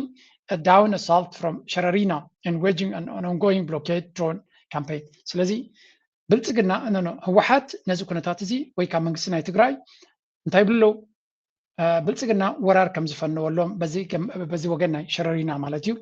እዚ ድማ መቐፀልታ ናይቲ ዝገብሮ ዘሎ ዕፅዋን ክባን ከምኡውን ብድሮናት ክገብሮ ዝፀንሐ መጥቃዕትታት መቐፀልታ ናትዩ ሓድሽ ኩናት ነቲ ዝገብሮ ዘሎ ጥራይ ኣስፊሕዎ ይብል ኣለዎ ሰብ ሓቂ ድማ እዚ Ethiopian federal government denies initiating the assault and accuses TPLF chairperson Debretsion Gebremichael's forces of starting the clashes. ብግምጣሉ ብልጽግና ብመንገድቶም ኣብ ጎኑ ዘለዉ መራሕቲ ናይ ተጋሩ ወይ ከዓ ባንዳታት ናይ ተጋሩ ዝብልዎም ዘለዉ ባእታቶም ገይሩ ህወሓት ከም ዝጀመሮ ነቲ ኩናት ንጹምዳ ኣሚኑ ዝገበሮ እዩ ዝብል በዓል ደብረጽዮን ዝብልዎ ዘሎ ከም ኣብነት ይውሰድ ኣለዎ እዩ ጽሒፎም ኣለዉ ኩሎም በዓል ረዳ ጻድቃን ፕሮፌሰር ኪንድያ ካልኦት ኩላቶም ቶም ኣብቲ ምስ ብልጽግና ዘለዉ ተጋሩ ብልጽግና ዝብልዎም ማለት እዩ ሳቶም መግለፂ ውፅኦም ኣለዉ ተመሳሳሊ ቪድዮ ናይ ደብረጽዮን ድማ ይጥቀሙ ኣለዉ ከሪአኩም እታ ቪድዮ ዝጥቀሙላ ዘለዉ now advising PM በናብነት internal political rift ናይ ቀደም ወሓብ ቃል ናይ ህወሓት ዝነበረ ጌታቸው ረዳ ሕጂ ድማ ናይ ኣቢ ኩርኩር ተቐይሩ ዘሎ ማለት እዩ ሰራዊት ናይ ትግራይ ንደብረጽዮንን ካልኦትን ገዲፎም ምስ ኤርትራ ምስ ፋኖን ኮንካ ዝመፅእ ነገር የለን ዝብል ዘረባ ኣውፅኡ ኣሎ ከሪአኩም እታ ዘረባ ካበይ ዝመፀት እያ high risk of escalation experts warn the diplomatic efforts including US intervention has failed leaving core political ሕጂ ሓንቲ ኣብዚ ናይ ትግራይ ናይ ገለን ትዕዝብቲ መጀመርያ ሞካኣቱ ድሕሪኡ ኣብዚ ናይ ነቲ ኩነታት ክገልፅዎ ከለዉ እዞም ናይ ደገ ሚድያታት ናይ ብልጽግና ዳይሜንሽን እዮም ዝጥቀሙ እዛ ክትርዳእና ዘለዎ ነቲ ናራቲቭ ናይ ብልጽግና ክጥቀሙ ይርኢ ኣለኹ which is not good ሓን ኣብ ዘመን ነዚያ ሰሚዕና ናብቲ ትንተና ክናቱ ናቸው One question has haunted Ethiopia's fragile peace. Could the Tigray conflict return? On August 1st, events on the ground raised that question once again. The Tigray regional authorities announced that renewed fighting had broken out in western Tigray, accusing Ethiopia's federal government of launching a major military offensive involving ground forces, heavy artillery, and drones. However, as of the time this report was prepared, the Ethiopian federal government had not issued an official response confirming or denying the claims, and independent media have not been able to fully verify the reported battlefield developments. So what እጂ ከም ትሪእዎ ዘለኹም እቲ ኩናት ንነዊሕ እዋን ኩናት ናይ ትግራይ ክጅምር ከም ዝኽእል ዝዝረብ ነይሩ ሕጂ እቲ ኩናት ተጀሚሩ ኣሎ ኣብይ ኣሕመድ ንቅድሚ ኩናት ተዳልዩ መፅኡ ብጉዳይ ናይ ወልቃይት መጠነ ሰፊሕ ዘረባ ተዛሪቡ ገለ ካብተን ዝበለን ንህዝቢ ምሓራ ማለት እዩ ወልቃይት ኣነ ክበኩም ሓሲበ ኣነ ክበኩም እዲበ ሂበኩም እየ ከማን ኣክቹሊ ሕጂ ግን እቶም ንኣትኩም ዕጡቃት ፋኖ ኢልኩም ተብልዎም ዘለኹም ንተጋሩ ክባ ኢለሉ ኣሎ ስለዚ ኣብ ጎና ይኩኑ ታቐንዲ ወታደራዊ ስትራቴጂካዊ ዕላማ ናይ ብልጽግና እውን እዚያ እዮም ዝብሉ ዘለዉ ብዘረባ ተዛሪቦ ብተግባር ድማ ንዓነ ምርግጋፅ እዩ ድሓንስከ ዘሊልና ከይንኸይድ ካልእ ክውስኸልኩም እየ ሓንቲ ነይራትኒ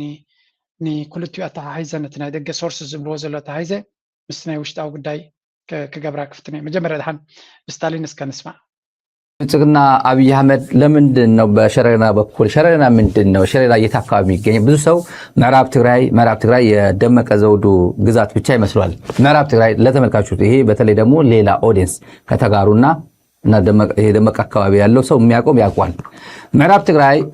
የአርሚ ሰባ የሚባለው ሄድኳርተር ሸረሪና ነው የሚባለው በኩብሩክ መጡ በአሶሳ መጡ ምናምን የሚባለው ጨዋታ ሱተውት 2 ዓመት ትግራይ ስትወረር ጊዜ በድሮንም በመካናይዝድም ሁሉም ነገር ሞክሮ ያላሸነፈው ኢትዮጵያ ምድር ላይ እነሱ ሳምሪ ነው የሚሏቸው ሳምሪ ነው የሚሏቸው አርሚ ሰባ ያው አሁን ኦፊሻል አርሚ ሰባ ነው የሚባለው ያውቁታል እነሱ አርሚ ሰባ እንደሚባልም ያውቃሉ ግን ሰዎች የወጣቶች ነው የወንጀለኞች ስብስብ ነው ምናምን እያለ ፕሮፓጋንዳውን እንደዛ ነበር ፍሬም ሲያደርገው የነበር ብልጽግና መጨረሻ ላይ በምር ስማቸው የትክክለኛ ስማቸው አርሚ ሰባ ብሎ መጥራት ጀመረ ሸረሪና በምዕራብ ትግራይ በኩል በሱዳንና የኢትዮጵያ ድንበር ላይ ወደ ኢትዮጵያ ምድር ላይ ነው ያለው ሸረሪና የኢትዮጵያ ምድር ነው ምዕራብ ትግራይ ነው እነሱ ሱዳን ሊሆን አይችልም ምክንያቱም አሁን ውጊያ ሱዳን ላይ ተዋጋው አይልም ዛሬ ለምሳሌ አይደል ዛሬ ከሱዳን ጋር እየገጠምኩ ያሉት አይልም ምክንያቱም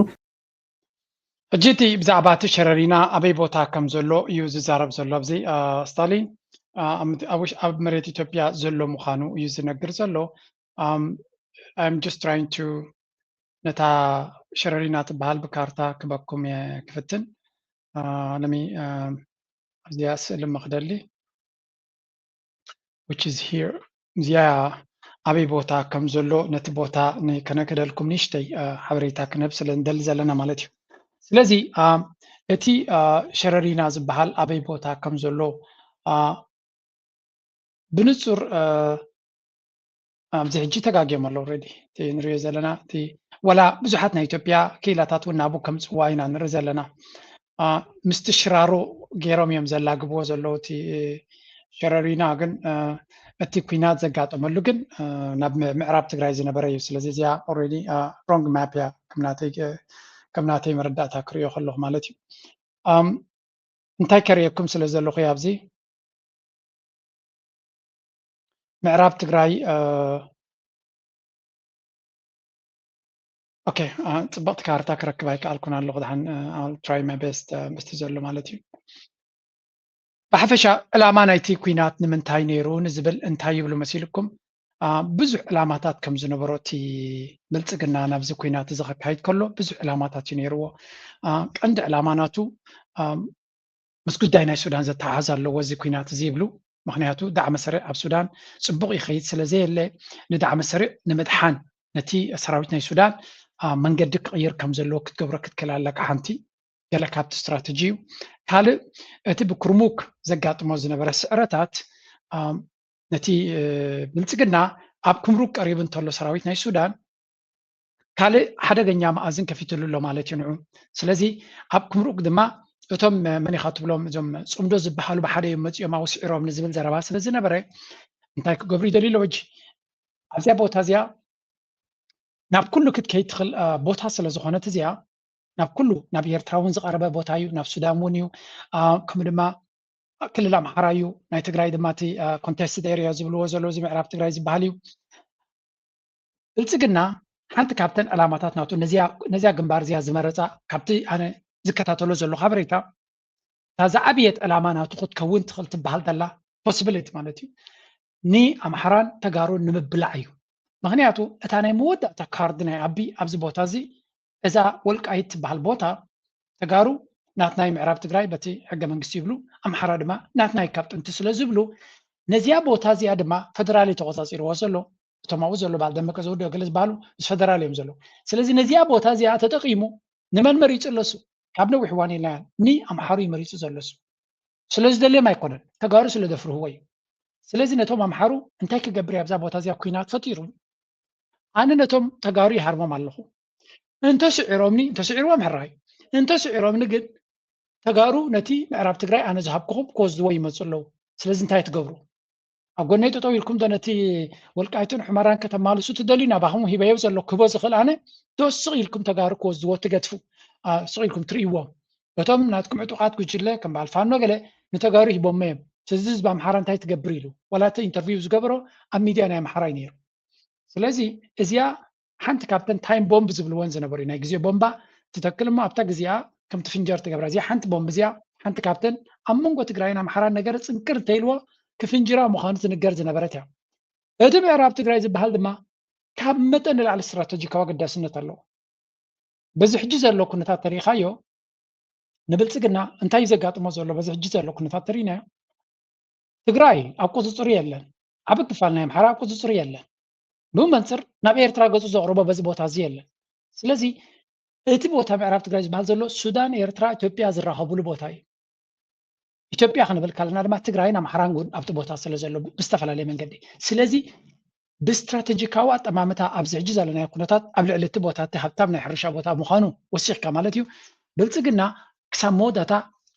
ክጣፍኣላ ዝኽእል ቦታ ምዃና ምግንዛብ የድሊ but the problem is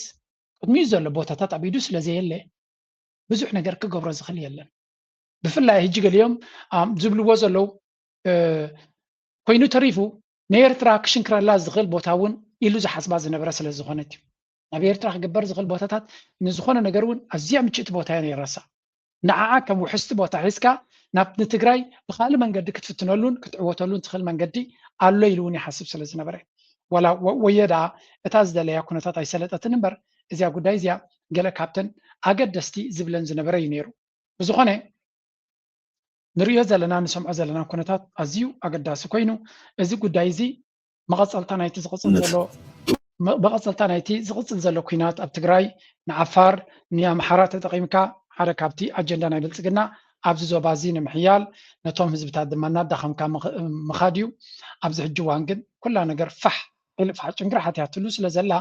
ኮይኑ ተሪፉ ገለ ነገር ካብ ኩሉ ክመፅኒ ዝኽእል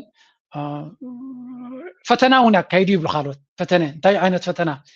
እዚኦም ኣርሚ ሰብዓ ዝበሃሉ ዘለዉ ሲ እንታይ ዓቕሚ ኣለዎ ድሮናት ኣለዎም ዶ ፀረ ድሮናት ኣለዎም ዶ ወታደራዊ ዓቕምናቶም እንታይ ይመስል ክጥቀምሉ ይኽእሉ ዶ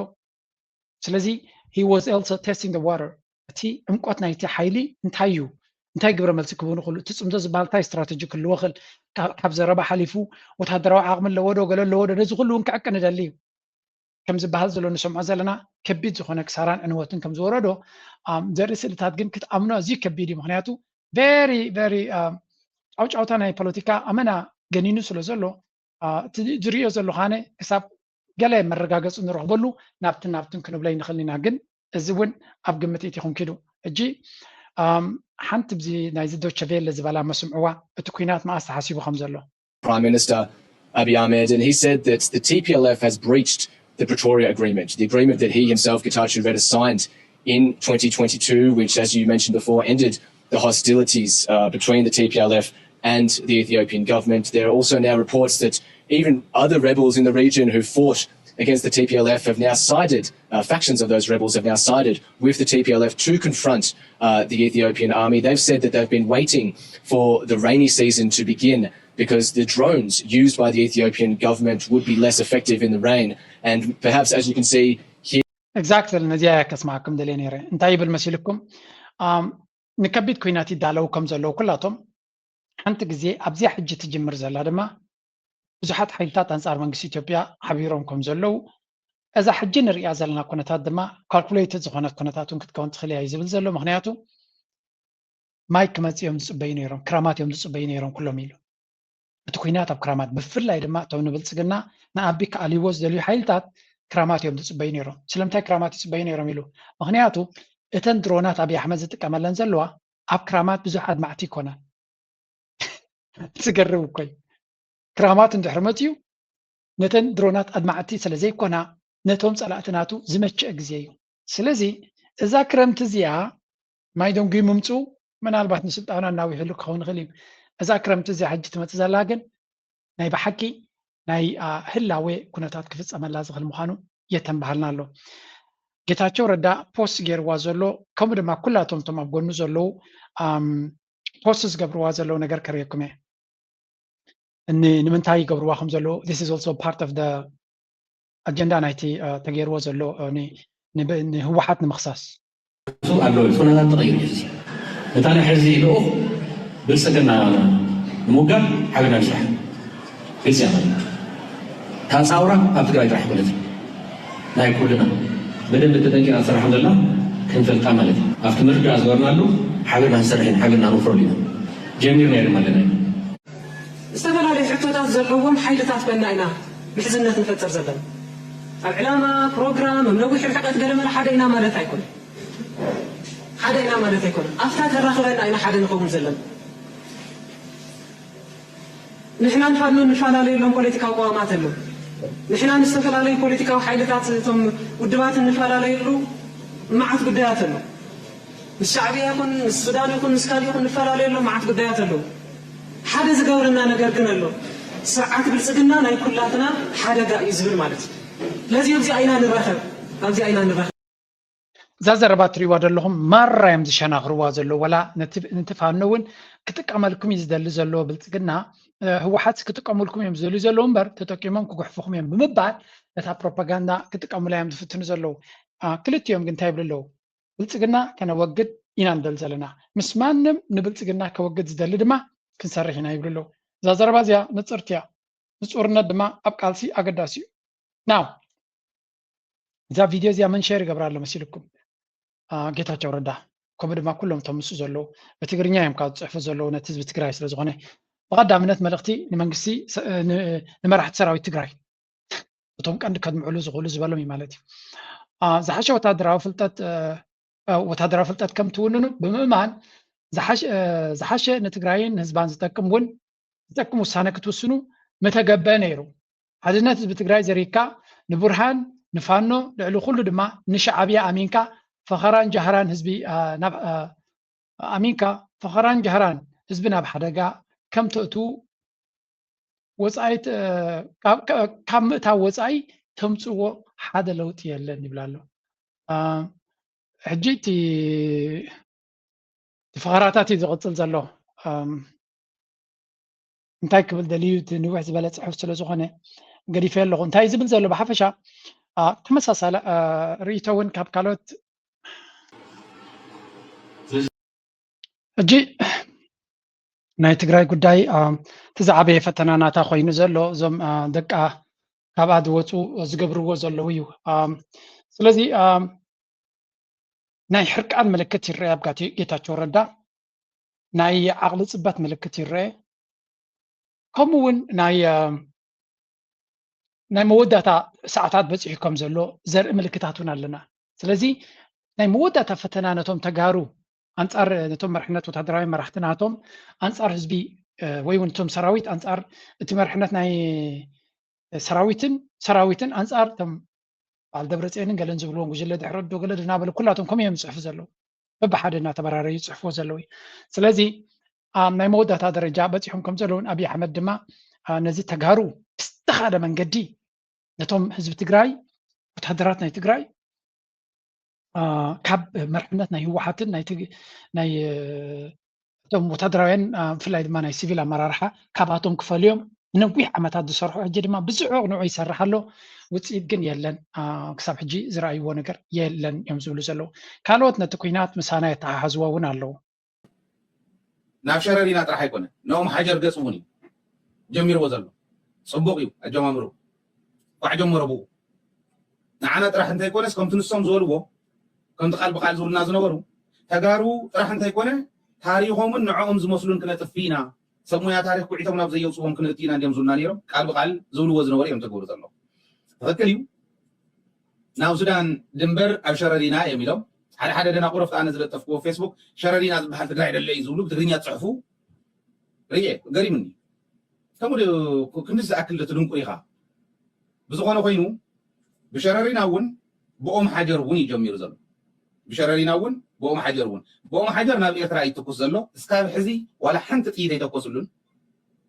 ናይ ኤርትራ ሰራዊት እስካብ ሕዚ ዋላ ሓንቲ ጥይት ኣይተኮሰን ብሸረሪና እንተሎ እግረኛ ጀሚሩሎ ከቢድ ጥራሕ ኣይኮነን ታሕቲ ናይ እግረኛ እውን ተጀሚሩሎ ኣብኡ እውን ስለ ዝነበሩ ንሱን ጀሚሮም ኣለዉ ግን ብከቢድ ናብ ክልቲኡ ፀኒሖም ሕዚ ብዕሊ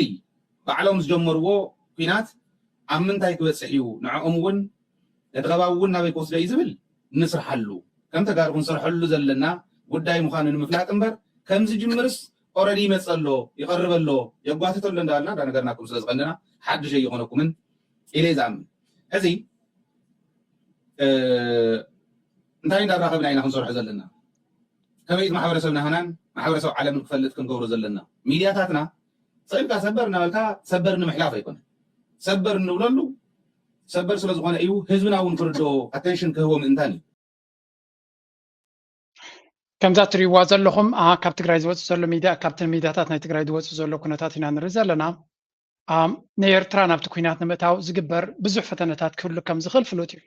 እዚ ከም ርዱእ ጌርኩም ወሰድዎ ደሪሲስ ካምፔይን ኤርትራ ኣብ ኩናት ክትኣትወሉ ትኽእል መንገዲ ንምፍጣር ዝግበር ኩሉ ግዜ ብዘይ ናይ ኤርትራ ኣብቲ ኩናት ምእታው እዚ ኩናት እዚ ከምቲ ዝድለ ውፅኢታውነት ከምፃሎም ዝኽእል ኮይና ይስምዖምን እዩ ኤርትራ ድማ ኣብዚ ጉዳይ እዚ ደፊኦም ደፋፊኦም ስዒቦም ጎታቲቶም ክእትውዋ ክእሉ እዮም በቲ ኤርትራ ኦን ዲ ኣዘር ሃንድ ነዚ ኩነታት እዚ ኣቐዲማ ግምታት ከም ዝነበራ ፍሉጥ እዩ ግምታት ከም ዝነበራ ኣካይዳ ናይ ብልፅግና ፅቡቅ ገይሮም እዮም ኣንቢቦም ነይሮም ንነዊሕ እዋን ይከታተልዎ ስለ ዝነበሩ ብረቂቕ ድማ ኣብዚ ጉዳይ እዚ ጽቡቅ ዝኾነ ስእሊ ከም ዘለዎም ፍሉጥ እዩ ኣነ ኢለኩም እየ ሻዕብያ ኣብ ኩናትን ኣብ ከምዚታት ነገራት ዝቕድማ ኣብ ቀርኒ ኣፍሪቃ የለን ኣብ ካልእ ከም ድሌትካ ክትብል ትኽእል ተሎ ማለት እዩ ኣብ ቀርኒ ኣፍሪቃ ግን ሓደ ስንታይ ልሕልፍ ሓሊፉ እዚ ሓደ ካብቶም ፀረ ኤርትራ እንድዩ እንታይ ክብል ተሰሚዐ መሲልኩም ኢሳያስ ፕሬዚደንት ኢሳያስ ንኣቢ ከም ዝንዕቆ نقلك كسم عندكم there is this أبي اللي مسيركم على كابتن لنك أنا أدل تواهبو لولد بدل سبعيو. We shift the focus from the US to our prioritization of the use of force rather to force constitutional reform rather than doing it through the legislative body. I would hope that Abiy will have matured with time in terms of how he approaches the use of force versus how he approaches a more normal political coercion to effect change. The other thing that worries me in Ethiopia is the misjudgment about how some partners view Ethiopia. And when it comes to the president of Eritrea, for example, for Abiy to think that he is an equal or Abiy may think he is an equal, but when you look at the president of Eritrea,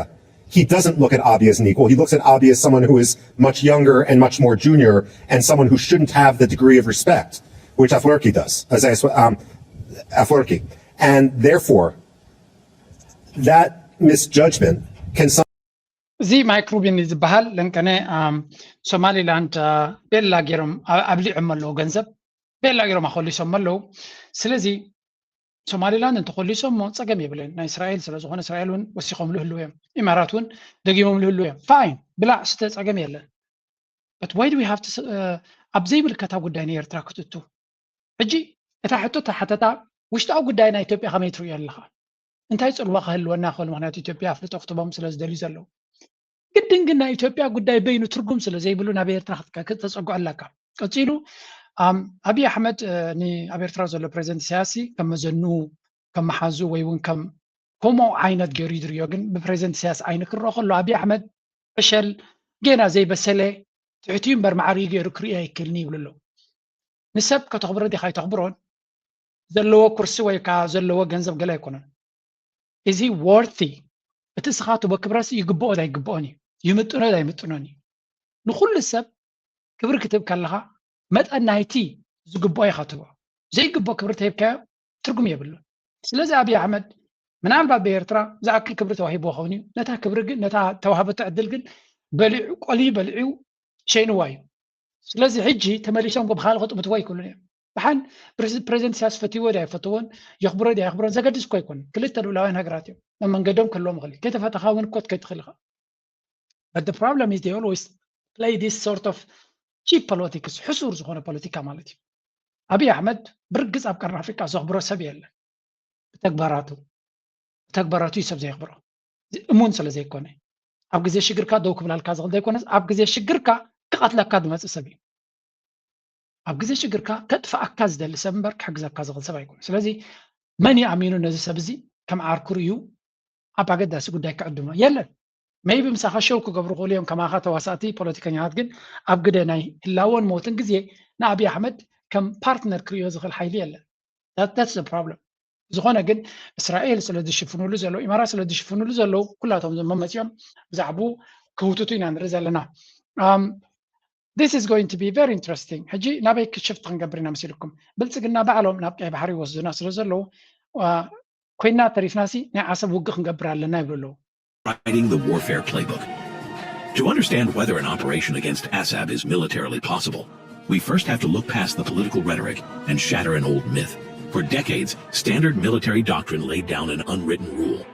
If you want to control a seaport, you need a massive deep-water navy with destroyers and heavy amphibious assault ships floating off the coast. Without a coastline, a nation was considered geographically trapped. But during the 65th anniversary of Ethiopia's Special Operations Command at Lake Hawassa, elite commando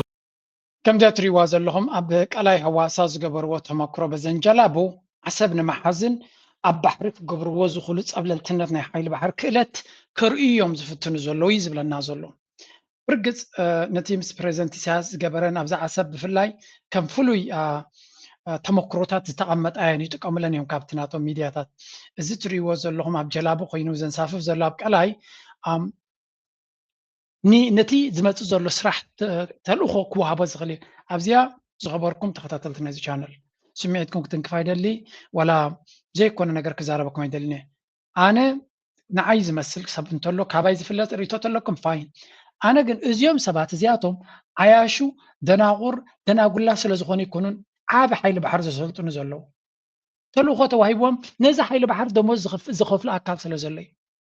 ከዲኹምሎም ባሕር ብዝኾነ መንገዲ ከነምፃልኩም ስለ ንኽእል ሓይሊ ባሕር ጥራይ ኣዳለዉ ተባሂሎም ኣለዉ I'm telling you this ከም ፅወ ደማ የምፅዎን ካልኣርሲ ኮይኖም እዚኣቶም መርዓት ከይሓዙ መርዓ ቆፀሩ ድዮም ዝብሉ ወላ ገለ ዝብሉ ሰብ ሓደ ሰብ ከምኡ ኢልዎም ስለ ዘሎ ትፈልጥ ኢኻ እዚኣ ኩሉ እዚ ዝገብርዎ ዘሎ ተግባራት ተልእኾ ተዋሂብዎም ዘሎ እዩ ስለዚ እስኻትኩም ስቑ ኢልኩም ስራሕኩም ጥራይ ስሩ ሓይሊ ባሕርኩም ግበሩ ሰራዊትኩም ኣሰልጥኑ ተዳለዉ እቲ ካልእ ናባና ግደፍዎ ዝተባህሉ ይመስሉ መዓስ ትገብሩ ከመይ ትኸዱ መዓስ ትዋግኡ ክነግረኩም ኢና ዝተባህሉ እዮም ዝመስሉ ኣሸቀልቶም ዝበልዎም እዩ ስለዚ በዛ ዓይኒ ክንሪኦ ከለና ልዑል ጥንቃቐ ጌርና ክንጥምት ኣለና ሕጂ the most interesting part is the other part ብቀይሕ ባሕር ወገና ዘሎ ንዓና ዝያዳ ንዓይ ዝያዳ ዘገድሰኒ እዩ ምክንያቱ ኤርትራ ኣበይ ቦታላ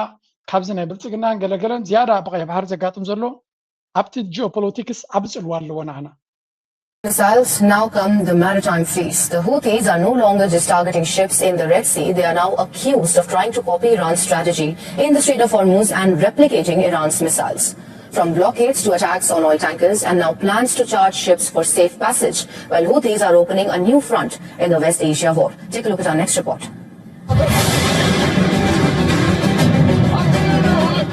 Okay. ሕጂ እዚ ትሪእዎ ዘለኹም ሑቲ ዝበሃል ነታ ገይም ካብ ኢራን ተቐቢሉ ልክዕ ብብልሒ ክፃወተላ ይድፍትን ዘሎ ነዊሕ እዋን ነታ ኢራን ትገብሮ ዘላ ኩሉ ዝከታተሉ ዝነበሩ ንዓዓ ክደግሙ ድማ ተበጊሶም ኣለዉ ዝበሃል ዘሎ ሑቲ ንመጠነ ሰፊሕ ኩናት ይዳለዉ ከም ዘለውን ምክንያቱ ካብ ስዑድያ ክመፅኦም ዝኽእል ኩናት ክህሉ ከም ዝኽእል እዩ ዝንገር ዘሎ ወላ እውን እንተዘየለ ንሳቶም ባዕሎም ከይጅምርዎ እውን ዘፍርህ እዩ ዝብሉ ሰባት ኣሎ ባዕላቶም ነቲ ኩናት ቀስቂሶም ከየምፅዎ እውን ዘፍርህ ይብሎ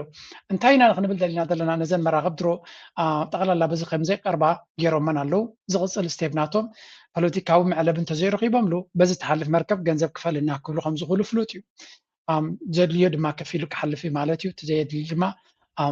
እቲ ሕቶ ኣብ መወዳእታ እንታይ ይከውን ሑቲ ብሓይሊ ክስዕሮ ተዘይክኢልካ ናይ ክልተ ሰሙን ጉዕዞ ምኻድ ድሕሸካ ወይስ ውሑድ ትለይ ገንዘብ ንዓታቶም ከፍ ኢልካ ምሕላፍ ክብሉ እዮም ካምፓኒታት ገለገለ ካምፓኒታት ቀባፃታ ይክብሉ እዮም ናይ ክልተ ሰሙን መንገዲ ካብ ንኸይድ ንሑቲ ገለ ከፊልና እንተሓሊፍና ናይ ዋጋ መክሰብ ክህልወና ስለ ዝኽእል በዚ ክንከይድና ክብሉ እዮም ሶ the game will start like that ኣብዚ እዋን እዚ ናብኡ ተበፅሐና ኣሎ ብዓብዩ ግን ሑቲ ለንቀነ ብዛዕባ ሑትን ስዑድያን ዝግበር ዘሎ ንእሽተይ ኣብዚያ ስምዑ reportedly preparing for a large-scale war against Yemen's Ansar Allah that could involve both naval and ground operations in central Yemen. And now people are just making memes of this. 2015, a Saudi-led coalition to attack Yemen. 2026, a Saudi-led coalition to defend Saudi Arabia from Yemen. I'm going to warn you guys that, Saudi Arabia at best, they've got like 1,000 Indians that they can probably send in there to try and fight for them. The 16-country coalition, half the countries don't have a navy. Mohammed bin Salman, what are you going to do? Buddy, just admit defeat, go back to your OnlyFans parties, go back to your Labubu collection, go back to your eating your Dubai chocolate, and partying with all these greasy sheiks in Saudi Arabia and just Yemen. I'm going to warn you. كم زياد زبلوا زلو سعودية عبد نجار كجبر تدالو لازم بهال زلو حنت جوك من تيار لا يبلو أبكم تشحن عصرت حمشتون سعودية بزحت حجرات حيزة نيمن مورارن نحوتن مسعرن يتبقي سانيرا أب إسرع أسران شدشتن دم سعودية عصرت حمشت حجرات حيزة نسعودية كابية كبحوتن مدحان وي تقال بيتأش بالوزيو وحبجا تزربا بوازا غي مثلكم ولا جوكي دمسرجن حوتي لانكني 4 عرب زغبرو مناورا لو مندي ريبو مابز زغبرو زلو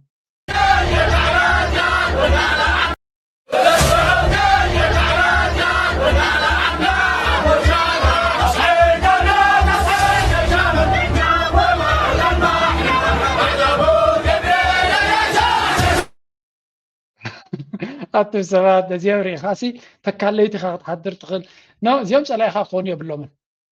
زيوم سلاي خاقوني بلومن ترجمنا لهم أنا برقص يزبلكم فيديوهات أنا زري يزلقوا درو كنقصقص مزاج جلابي ومن تبرات أول قدامي كمزا بيرو غيرهم زحزوا يمسو ترجمنا لهم إذا أتوم كمزا عينت مود ناي كيناز زلهم قبل اللي انتهى لهم فليت مالهم درونات لهم sophisticated دماء عدهم كغمزنا يتناي غيرمكم قبطات اللوي ስለዚህ ንውግእ ካብ ምቹ ይተዓደም سعوديا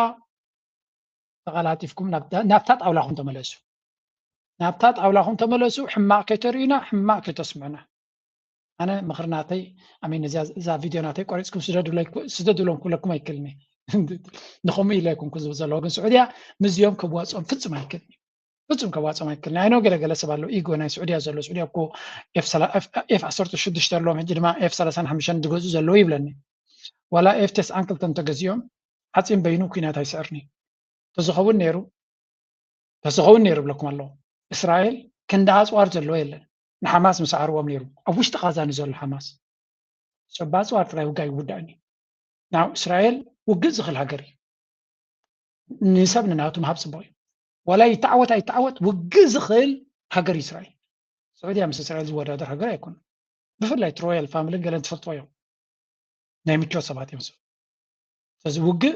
ብቪድዮ ጌም እዮም ዝፈልጥዎ ሰ ኣብ ሪል ላይፍ ዝፈልጥዎ ኣይኮኑ የስ ምስ ፓኪስታን ሽርክነት ጌርካ ምስ ካልእ ጌርካ ቁፁር ገለ ጌርካ ክትዋጋእ ትኽእል ትኸውን ኢኻ እታ ፍርቀኛ ኩናት መስዋእቲ ክኸፍል ዕላማ ዘለዎ ህዝቢ የድልየካ እዞም የመናውያን ፌስቲቫል ኮይንዎም ኣሎ ስለምንታይ ኢኻ ውግእ ስለ ዝፈትው ይኮነን መፍትሒ ናይ ሽግሮም እያ እዚኣ እዮም ዝብሉ ዘሎ ሰ this is how we're going to solve our problem once for all በይንና ኮይንና ብዓለም ሽግርና ክንፈትሖ ይከኣልና ሕጂ ግን ዓለም ተቀያይራ ከላ ሃሪምና ዲና ፈራሪና ሽግርና ሓንሳብና ሓዋሩን ክንፈትሖ ክንክል ኣለና ከም ሃገር ድማ ቦታና ንሕዘሉ ሕጂ እዮም ዝብሉ ዘለዉ ስለዚ ኣም ፕሪቲ ሹር ነዚኣቶም ክትገጥሞም ኢልካ ምብጋስ ሓደጋ ምዃኑ ስለዚ እዚ ጉዳይ እዚ ፍኸም እናበለ ንብዙሓት ሰባት ኣሸቓልና ኮነ ዝመፅእ ዘሎ እዩ ኣሜሪካ እንታይ ጌራስከ ኣብቲ ሽርክነት ናይ ስዑድያ ምስተሓተተት እንታይ ኢላ ይብሉ ኣለዉ ዘገርም ኮይና ንሰምዕ ዘለና it's just crazy Arabia and just accept defeat. Everyone understands that Yemen is in control here. If Saudi Arabia launches a war on Yemen, a ground assault on Yemen, what do you think is going to happen? People are already betting on whether or not the Bab el-Mandeb Strait in the Red Sea will be completely shut down by the end of the year. The U.S. Navy could not protect shipping in the Strait of Hormuz. What makes Saudi Arabia think they're going to be able to do any better in the Red Sea? I don't know. What makes Saudi Arabia think that they're going to do any better than the U.S.-European naval coalition to try and dislodge Yemen's Ansar Allah, which both Biden and Trump tried to do and failed? I don't know, but this is what they're doing. America did not agree to join the alliance, nor did any other European or Western country. Now that I find to be absolutely hilarious.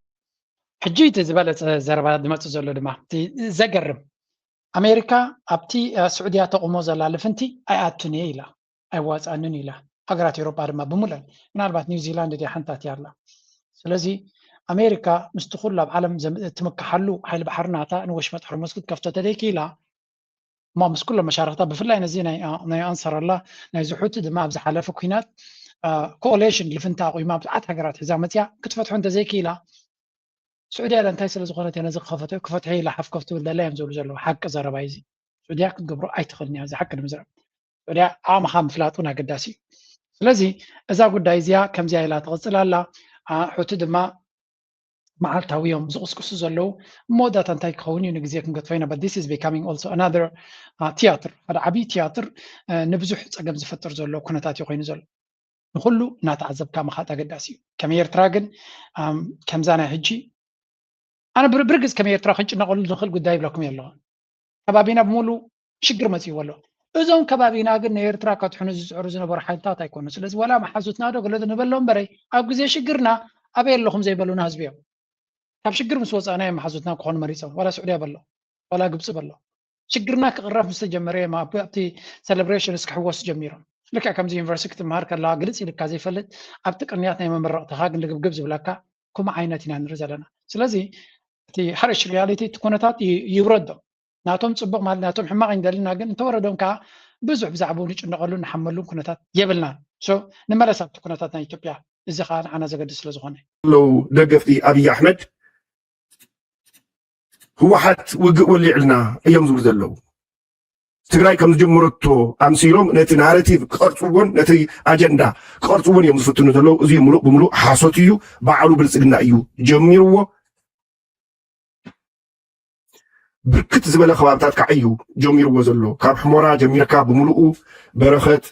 ወሰናወሰን ዶባት ሱዳን ዝርከብ ሸራሪና ከባቢ ኣብ ብዙሓት ባዕኸር ኩሉ ከባብታት ውግእ ይካየደሎ እዩ اوكي በዚ ዝካየድ ዘሎ ውግእ ካብቲ ከባቢ ዝመፁ ዘለዉ ሓበሬታታት ጋና መድሃልቱ ከይወድአ ሎሚ ድማ When the Ethiopian government is working day and night to ensure the peace and prosperity of its people, a shocking drum of war is once again being bidden from Tigray. ብልጽግና ድማ ከምዚአን ካብ ፋብሪካ ዝሰርሕ ከየን ዝመስላ ዋልድ ናይ ሓንቲ ደቂቕ መልእኽቲ ጥራይ ሒዘን መፅአን ወልፈስፈስ ክብላ ተልመደ ናይ ፖለቲካ ዝመስላ ንባዕለቱ ብልጽግና ተልመደ ናይ ፖለቲካ እንድዩ ከምኡ ድማ ነዛ ሶሻል ሚድያ ረብሽና ኣሎ መዓልታዊ ከምዚ ኣፍኮርስ እቲ ኣጀንዳ ናቱ ብከምኡ ዝሰርሕ ሰብ ስለ ዘሎ ንዕኦም ከታለሉ ይኽእል ግን ናይ ውግእን ካልእን ናይ ዓመታት ተመክሮ ንዘሎም ሓይልታት ብከምዚ መንገዲ በዚ ወራዳ ዝኾነ ፖለቲካ ጌርካ ዝኾነ ክትገብሮም ኣይትኽእልኒ ኢኻ ስለዚ ኣቢ ዓቕምኻ ፍለጥ ዝብል ደረጃ መፅይዎ ኣሎ ብኩሉ መንገዲ እዚ ንሪኦ ዘለና ኩነታት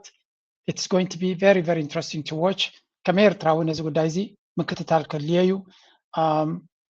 ተስፋ ንገብር ብልጽግና ዘድሊ ትምህርቲ ማለት ትምህርቲ ከንታይ ኢና ክንብሎ ማለት ሃገር ምዝራብ ተሳዒሩ ተገሪፉ ክወፅእ ጥራይና እንደልዮ ካልእ ነገር የለን ኣብዚ ሰላምን ድሕንነትን ከተማኦም ውሕስ ንምግባር ብብርኪ ትግራይ ዝወፅእ ሓድሽ ኣዋጅ ብዝለዓለ ስነ ምግባር ኣብ ተግባር ንምውዓል ድልዋት ምዃኖም ኣባላት ህዝባዊ ምልሻ ከተማ ሽረ እንዳስላሴ ገሊፆም እቶም ኣባላት ህዝባዊ ምልሻ ንዝገለጹ ኣብ ዙርያ ምውሓዝ ሰላምን ድሕንነትን ከተማኦም ሓድሽ ዝወፅእ ኣዋጅ ዘድሕበ ዘተ ኣሰሪጦም ኣብቲ ሓበራዊ ዘተ ዝተረኸቡ ሓላፊት ቤት ፅሕፈት ምልሻ ከተማ ሽረ እንዳስላሴ ተጋዳሊት ሮማን ኪዳነ ማርያም ዝበዝሑ ኣባላት ህዝባዊ ምልሻ እታ ከተማ ኣብቲ ፅንተታዊ ወራር ግቦኦም ፈፂሞም ብክብሪ ዝተመለሱ ብምዃኖም እዚ ድማ ብመሰረት ዝተኸቦም ለውኽቶ ሰላምን ድሕንነትን ከተማ ውሕስ ንምግባር ድልውነቶም ዘረጋግፅሉ መድረኽ ምንባሩ ገሊፀን ኣብዚ ከተማ ዘሎ ልዕሊ 500 ዝኸውን ምልሻ ከመይ ተዳልዩ ዘሎ እንትብል ተለና ንሰላም ፀጥታን ከተማና ውሕስ ንምግባር ተዳሊና ዘለና ዝብል ተመሪሕ ጭርሖና እውን ከተማና ውሕስ ክንገብር ኢና ስለዚ እታ ኩሽፍ ተመሊሳላ እቲ ክዳን ተመሊሱሎ ቦይ እዚ ዞባ እዚ ከመይ ዝበልዎ ዞባ እዩ እንታይ ምክንብል ኢና ካብ ኩናት ዘይዕርፍ ዞባ ኩናት ዘይፍለዮ ዞባ ሓቂ ንምዝራብ መብዛሕትኡ ግዜ እንታይ ዝብል ዘረባ ኢኻ ትሰምዕ ኣብዚ ተርካብ ፖለቲካ ናይ ቀርኒ ኣፍሪካ ኤርትራ ያታ ንፖለቲካ ነቲ ውግን ወረ ውግን ትህንድስ ወይ እውን ኤርትራ ውግእ እያ ትደልዮም ዝብሉ ብሓፈሻ ግን ዝሓለፈ 30 ዓመት ወይ 35 ዓመታት ናፅነት ናይ ኤርትራ እንተሪኢኻ ካብዶም ናይ ኤርትራ ዝመፅእ ግብረ ሽበራ የለን ካብዶም ናይ ኤርትራ ዝሰግር ናይ ኩናት ስግኣት የለን ወይ እውን ካሊእ የለን ኩሉ እቲ ኩናት ካብ ካሊእ ዝብገስ ናብ ኤርትራ ገፁ ድማ ይመፅእ ኤርትራ ድማ ነቲ ዝመፀ ዘሎ ኩነታት ክትምክት ግዴታ ኣለዋ ምክንያቱ ርግፅ ኣብ ጎረቤትካ ዘሎ ሓዊ ስኢልካ ክትሪኦ ትኽእልኒ ኢኻ ሓንቲ ዘረባ ኣላ ናይ ፕሬዚደንት ኢሳያስ ጎረቤትካ ክቃፀል ከሎ ሓዊ ዶብ ስለ ዘለካ ዶብ ዝርዶ ኣይኮነን ዘሊሉ ክመፀካ ይኽእል እዩ ስለዚ ኣብቲ ጎረቤትካ ዘሎ ሓዊ ብኣጉ ተኸኢልካ ናይ ጎረቤትካ ገዛ ከተጥፍእ ትጓየሉ ማዕረቲ ንጎረቤትካ ክትሕግዝ ትደልዮ ተሓዊ ናባኻ እውን ክሰግር ከም ዝኽእል ስለ ዝፍለጥ እዩ ተዲኹምሎ ኣብዚ ንኣብነት ክትሪኦም ከለኹም ኣብ ኣሜሪካ ሓዊ ኣጋጢሙ ዝበለ ካናዳ ዘሊሎም ይኸዱ ተሓዊ ናባቶም ክመፅእ ከም ዝኽእል እውን ይፈልጡ እዮም ስለዚ ንሓዊ ተቐላጢፍካ ኣብ ዘለዎ ክትቋፀሮ ተደይኪልካ ናበይ ከም ዝኸይድ ካብ ኣይትፈልጥን ኢኻ ስለዚ እዚ ሓደ ካብቲ ንሪኦ ዘለና ምዕባለታት እዩ ኤርትራ ትገብሮ ዘላ ተበግሶታት ወላ እኳ ከምቲ ዝድለ ክብሪ ዝወሃባ እንተዘይኮነት ሃገር ብተደጋጋሚ ኤርትራ ትገብሮ ዘላ ግን ውፅኢታዊ ኣስተዋፅኦ ዘምፅእ ኩነታት ምዃኑ ግን ብኩሉ መንገዲ ንሪኦ ኣለና እቶም ነቲ ኩነታት ዝከታተሉ ዘለዉ ግን ካብ ሕጂ ንድሓር ብልፅግና ወይለኻዮም ዝብልዎ ዘለዉ አሁን በአገዛዙ በኩል ይፋዊ የሆነ በጉዳዩ ዙሪያ የተባለ ነገር እንደሌለ ነው ለማወቅ የተቻለው። ነገር ግን ምንድነው የሆነው? በተለይም የአማራ ተወላጆች አንዳንዶች ጉዳዩ በሰፊው እየተነሳ የሚገኝበት ሁኔታ ነው ያለው። ህወሓትን መግለጫ ያወጣበት አንድም በሸረሪና በኩል ጥቃት ተከፈተብኝ የሚል እንደሆነ ነው ለመረዳት የተቻለው። እስቲ ምንድነው የሆነው? ሙሉጌታ ከመነሻ ያለው ነገር ብታስረዳ። አመሰግናለሁ መሳይ። የአብይ አህመድ ትናንት ሐምሌ 4 ቀን 2018 ዓ.ም የአማራ ሚዲያ ኮርፖሬሽን እጂ ካብዚ ናይ ኣምሓራ ኢንፑት እውን ክንርኢ ኩሉ ግዜ እቲ ግልፅ ናይ ትግራይ ሚድያ እንታይ ይብል ጥራይ ዘይኮነ ናይ ኣምሓራ ሚድያ ምክትታል ኣገዳሲ እዩ ምክንያቱ ዕላማ ናይ ብልፅግና ፈሊጥኩም ኣለኹም ተዘጋጋሚ ንብላ ኣለና ዝተኻለ መንገዲ ንህዝቢ ኣምሓራ ኣብ ጎኑ ንክገብር ንትግራይ ንምህራ ምክንያቱ ትግራይ ንዕኡ ምስ ኤርትራ ሓደ ገይሩ ክሕዞ ክእል ነቲ ህወሓት ኤርትራ ንምግንፃል ባሕሪ ንምስኣን ዘኽእላና ዝሃንደሰልና ንሱ ስለ ዝኾነ ስቲል እታ ናይ 2020 ዝነበረት ኩናት ኦሮሞን ኣምሓራን ምስ ኮይኑ ኤርትራ ወሲኹ ንተጋሩ ክሃርም ከሎ ሕጂ ንኤርትራ ጥራይ ጉዲሉ ኣምሓራን ኦሮሞን ሒዙ ነታ ውግእ ክገብራ ዝደሊ ዘሎ ኩላታ ዕላማ ድማ ተደሚራ ናብ ኤርትራ ኤንድ ጎልናቱ ትግራይ ኣይኮነን ኤርትራ እዩ እዚኣ ፅቡቅ ገይሩ ከም ኤርትራዊ ኩሉ ሰብ ከሰብለላ ዘለዎ እዩ ዕላማ ናይ ብልፅግና ኣብ መወዳእታ ኤርትራ እዩ እቶም ንዑ ኣጀንዳ ሂቦሞ ዘለዉ ዓሰብ ዝጥምቱ ገማግም ባሕሪ ናይ ኤርትራ ዝደልዩ እዩ ትግራይ ዳ እንታይ ክረኽብሉ ኢሎም ትግራይ ንዓውደ ኩናት ክኾኖም ስለ ዝደልዩ እቲ ህዝቢ ድማ ዋሪየር ስለ ዝኾነ ናይ ኩናት ባህሊ ዘለዎ ወይ ናይ ኩናት ኣምር ዘለዎ እዩ ገለ ቪድዮታት ተጋሩሲ ከምቲ ናይ ኤርትራ ዓይነት ሜንታሊቲ ዘለዎም እዮም ናይ ኩናት ሜንታሊቲ ናቶም ሓያል እዩ ነካሳት እዮም ተዋጋእቲ ህዝቢ እዮም ታሪክካ ኢኻ ኩሉ ግዜ ታሪክካ ኢኻ ሓደ ነገርሲ ኣገባብ ኣሳዕሳዓኻ ኣመጋግባኻ ኣከዳድናኻ ኣመሃህራኻ ኣፀላሊኣኻ ከምኡ ድማ ኣብ ውግእ ዘለካ ኣገባብ እውን ምስቲ ካልቸር ናትካ ሰድ ዝኾነ እዩ ስለዚ እቲ ሕብረተሰብ ኣመፃፅኣናቱ እንተሪኢኻዮ ኩሉ ግዜ ውግን ወረ ውግን ዝነበረ ህዝቢ እዩ ክሳብ ሕጂ እውን እንዳይዕረፈ እዩ ስለዚ ብርቂ ዝኾነ ወይ ሓያል ኣብ ኩናት ዝኸውን ዘሎ ተፈጥሮ ኮይንዎ ዘይኮነሲ እቲ ዝሓለፎ ታሪክ ከምኡ ንክኸውን ስለ ዝገደደ እዩ ኤርትራ ካብ ኩሉ ኣብቲ ቀርኒ ኣፍሪካ ዝሓየለ ተዋጋኢ ሓይሊ ዘለዎ ኤርትራ እዩ ስለምንታይ ንውግኢሉ ስለተፈጥሮ ኣይኮነን እቲ ብድሆታት ናቱ ዝኸበደ ስለ ዝኾነ that's why ኣብ ኤርትራ ዘሎ ወታደራዊ ዓቕሚ ከተቆናፅቦ ኣንፃሩ ክሕማቅ ክትዛረብ ትኽእል ኢኻ ብላብላ ክትብል ትኽእል ኢኻ ባይታ መፂኻ ግን ወላ ሓንቲ ክትገብሮ ኣይትኽእልን ኢኻ ከዋርደካን ጉድካ ከውፅኣካ እንተደይ ኮይኑ ንኤርትራ ዝንዕቕ እሞ ካብ ምስ ኤርትራ ክገጥም ዝደሊ እንተኮይኑ ኣብ ኣየር ከባድ ጥራይና ንብል ኩሎም ንኤርትራ ዝነዓቑ ጆክ ኮይኖም እዮም ተሪፎም መላገፅን መስሓቅን ኮይኖም ተሪፎም ስለዚ ኣገይ ሕጂ እቲ ዝበለፀ ዝብልዎ ዘሎ ድሕሪ 32 ዓመት ከም ዳግማይ ብሓደ ዝሰርሕ ዘሎ ናይዞም ክልተ ህዝብታት መዕገቲ ክርከቦ ዘይክእል ሓይሊ እዮም ዝብሉ ዘሎ እቶም ዝፈልጡ ወይ እውን እቶም ፕሮፓጋንዲስት ዝድሮ ክዛረቡ ጀሚሮም እዮም ግን አደገኛ እየመጡ ነው ጦርነት ቢያነሱ አሁን አብይ ጦርነት ቢያነሳ ከነሱ ጋር መቆም ነው ምንም የለንም ምንም አማራጭ ሁለቶች ትግሬ መጡ ማለት በቃ አለቀልን እንኳን መሳሪያ ልትታጠቅ ይቅርና ሁለቱ ትግሬ ግን አደገኛ ስለቲ ትግረ ዝበሃል ዘሎ እቲ ኤርትራን ትግራይ ማለት እዩ ንኣታቶም ትግራይ እዮም ዝብልዎ እዚኣቶም ደገፍቲ ናይ ሻዕብያ ወይ እውን ናይ ህወሓት ገለ ይኮኑ እንታይ ግን እቲ ኩነታት ይሪእዎ ኣለዉ ኣቢ ካብ ሕጂ ቦታኻ ድለ ምክንያቱ ይመፁካ ኣለዉ እናበሉ 10 ግዜ እዮም ዝነግርዎ እቲ ናይ ኣምሓራ ሚድያ ሓንቲ ደስ ትብለን ደላ ተደጋጋሚ ነቲ ኩናት ናይ መን ኩናት ምዃኑ ኣጀንዳ መን ምዃኑ ፅቡቅ ገይሮም ተረዲኦም ኣለዉ ወላ እዚ ናይ ብልፅግና ናይ ኣቢ ላስ ዝገበሮ ኢንተርቪው ንዓታቶም ንከባልዖም ዓጢቑ ኢሉ ዝመፀ ምዃኑ ነዚ ድማ ኤክስፖዝ ይገብርዎ ኣሎ which is very very important ምክንያቱ ኣብ መወዳእታ ነቲ ኩነታት ሪኢኻ ከተጋልፆ ተዘይክኢልካ ክዕወተልካ እውን ይኽእል እዩ 2006 እንደ ኤውሮፓውያን አቆጣጠር በካይሮ ኦኬ እዚ ድሓን ካሊእ ፅኒሕና ክሪኦ ኢና መብዛሕትኡ እቲ ሚድያታት ናይ ኢትዮጵያ ናብ ኤርትራ የአተኩሮ ናቱ ዘሎ እና በትራምፕ ሰው ላይ የቀረበው ክስ የአሜሪካው ፕሬዚደንት ዶናልድ ትራምፕ ልዩ መልእክተኛ ማሳር ቦሎስ በአፍሪካ ቀንድ ሀገራት መካከል ለዓመታት የዘለቁ ችግሮችን ለመፍታት የዲፕሎማሲ ጥረቶችን እያደረጉ ቢሆንም በኤርትራ የያዙት አቋም ግን በምስራቅ አፍሪካ ከፍተኛ ጥርጣሬ ፈጥሯል ሲሉ በአሜሪካ የሚገኘው የፖለቲካ ጥናት ተቋም የአሜሪካ ኤንተርፕራይዝ ኢንስቲትዩት ከፍተኛ ተመራማሪና የሚድል ኢስት ፎረም የፖሊሲ ትንተና ዳይሬክተር ማይክ ሩቢን ተናግረዋል። እንደ ትንታኔው የአሜሪካ መልእክተኛው በፈረንጆቹ 2026 በሚያዝያ ወር ኤርትራ ላይ የተጣሉትን ማዕቀቦች ለማንሳት ታይም ዝብሉ ዘለው ብቀዳማይ ሪፖርት ገይረልኩም ነይረ ብልፅግና ኩሉ ግዜ ንብዙሓት ነዞም ናይ ብልፅግና ሚድያታት ፅቡቅ ጌርና ኢና ንቅድሞም እቲ ዘረባ እንታይ እዩ ኤርትራ ክትበሃል ከላ እንጌራ መራ እያ ትኸዶም እዚ ኩሉ ናይ ብልፅግና ሚድያ ነዛ ስእሊ ናይ ፕሬዚደንት ኢሳያስ እንታይ መክብለኩም እዩ እንጌሮኦም እዩ ክብለኩም ይኽእል እየ ኤኒዌር ናይ ፃዕዳ ሚድያ በሎ ናይ ፀሊም ሚድያ በሎ ናይ ኣፍሪካ ሚድያ በሎ ናይ ኤርትራ እንተይቲኻ ይሽየጥ እቲ ዜና ኣነ ዘጋንን ዘለኹ መዝለኩም ይኽእል እዩ I'm telling you this እዞም ኩሎም ቱሪስትስ ገለመለ ነቲ ናይ ኤርትራ መራዮም ዝሸጠሉ መራዮም ገንዘብ ዝገብሩሉ ፈትዮምና ናይ ኤርትራ ዝኸዱ ከይመስለኩም እንጌራ ስለ ዘለዎ እዩ ኣነ ኣብ ዩቱብ ስለ ዝሰርሕ ነግረኩም ኣለኹ ኣብ ዩቱብ ክንሰርሕ ከለና ኣነ እኮ ዜና ስለ ዝኾነ ናተይ ፍልይ ኣቢልኩም ረእይዎ እቶም ቪድዮ ዝሰርሑ ግን ከምዚ ናይ ዝኾነ ኣርእስቲ ወሲዶም ክሰርሑ ዝደልዩ ሪሰርች የካይዱ እዮም ዝኸይድ ኣርእስቲ ድለየለ ይብሉ ብፍላይ እዞም ቭሎጊንግ ዝገብሩ ናይ ዓዲ እዩ ናይ ኢትዮጵያ ከይድካ تقبر فيديو وحدات كابهم يمزعوت سباير إن إثيوبيا معبيلا زبل سبزر يلا إثيوبيا من البات يبالو علو زبل تغير كاي رأيك خاخو طيب مالتيو أبي إثيوبيا سلشاولو سبايريوني ساتوريتد ناير تراغن يخيديو حجب زكينات ناير ترا دايركشن توسيق قالو كل زي خد اللمي ولا زي ناير ترا ميديا ترى كل زي ناير ترا مستقمين واي ناير ترا يزغي إيرتراويان نرينا ميديا كونسيوم مقبار نخلينا سب ميديا كونسيوم زقبر نتايو مبزحت سب عالم أمنتاي زنبر عبدراما يزنبر عبدراما حشوية يزنبر This is why كاتي عالمنا دراماتات بس حب جنزب زحس أكو عسو عبدراما أبو يزنبر تزبي دراما دما درامايو يجست كونسيوم يزقبرك أب زيناتات جن حدا سب زينا زكاتل جغرافي فلت كونت عالمي فلت أكايدنا عالم فلت جنرال دما سب بزعبة حسابات بزعبة كوننتات كزارب تحرقينو بزعبة حدا سب سمسها الكل انت تجاربي وقرب لبونا لو افلط ولا تبلو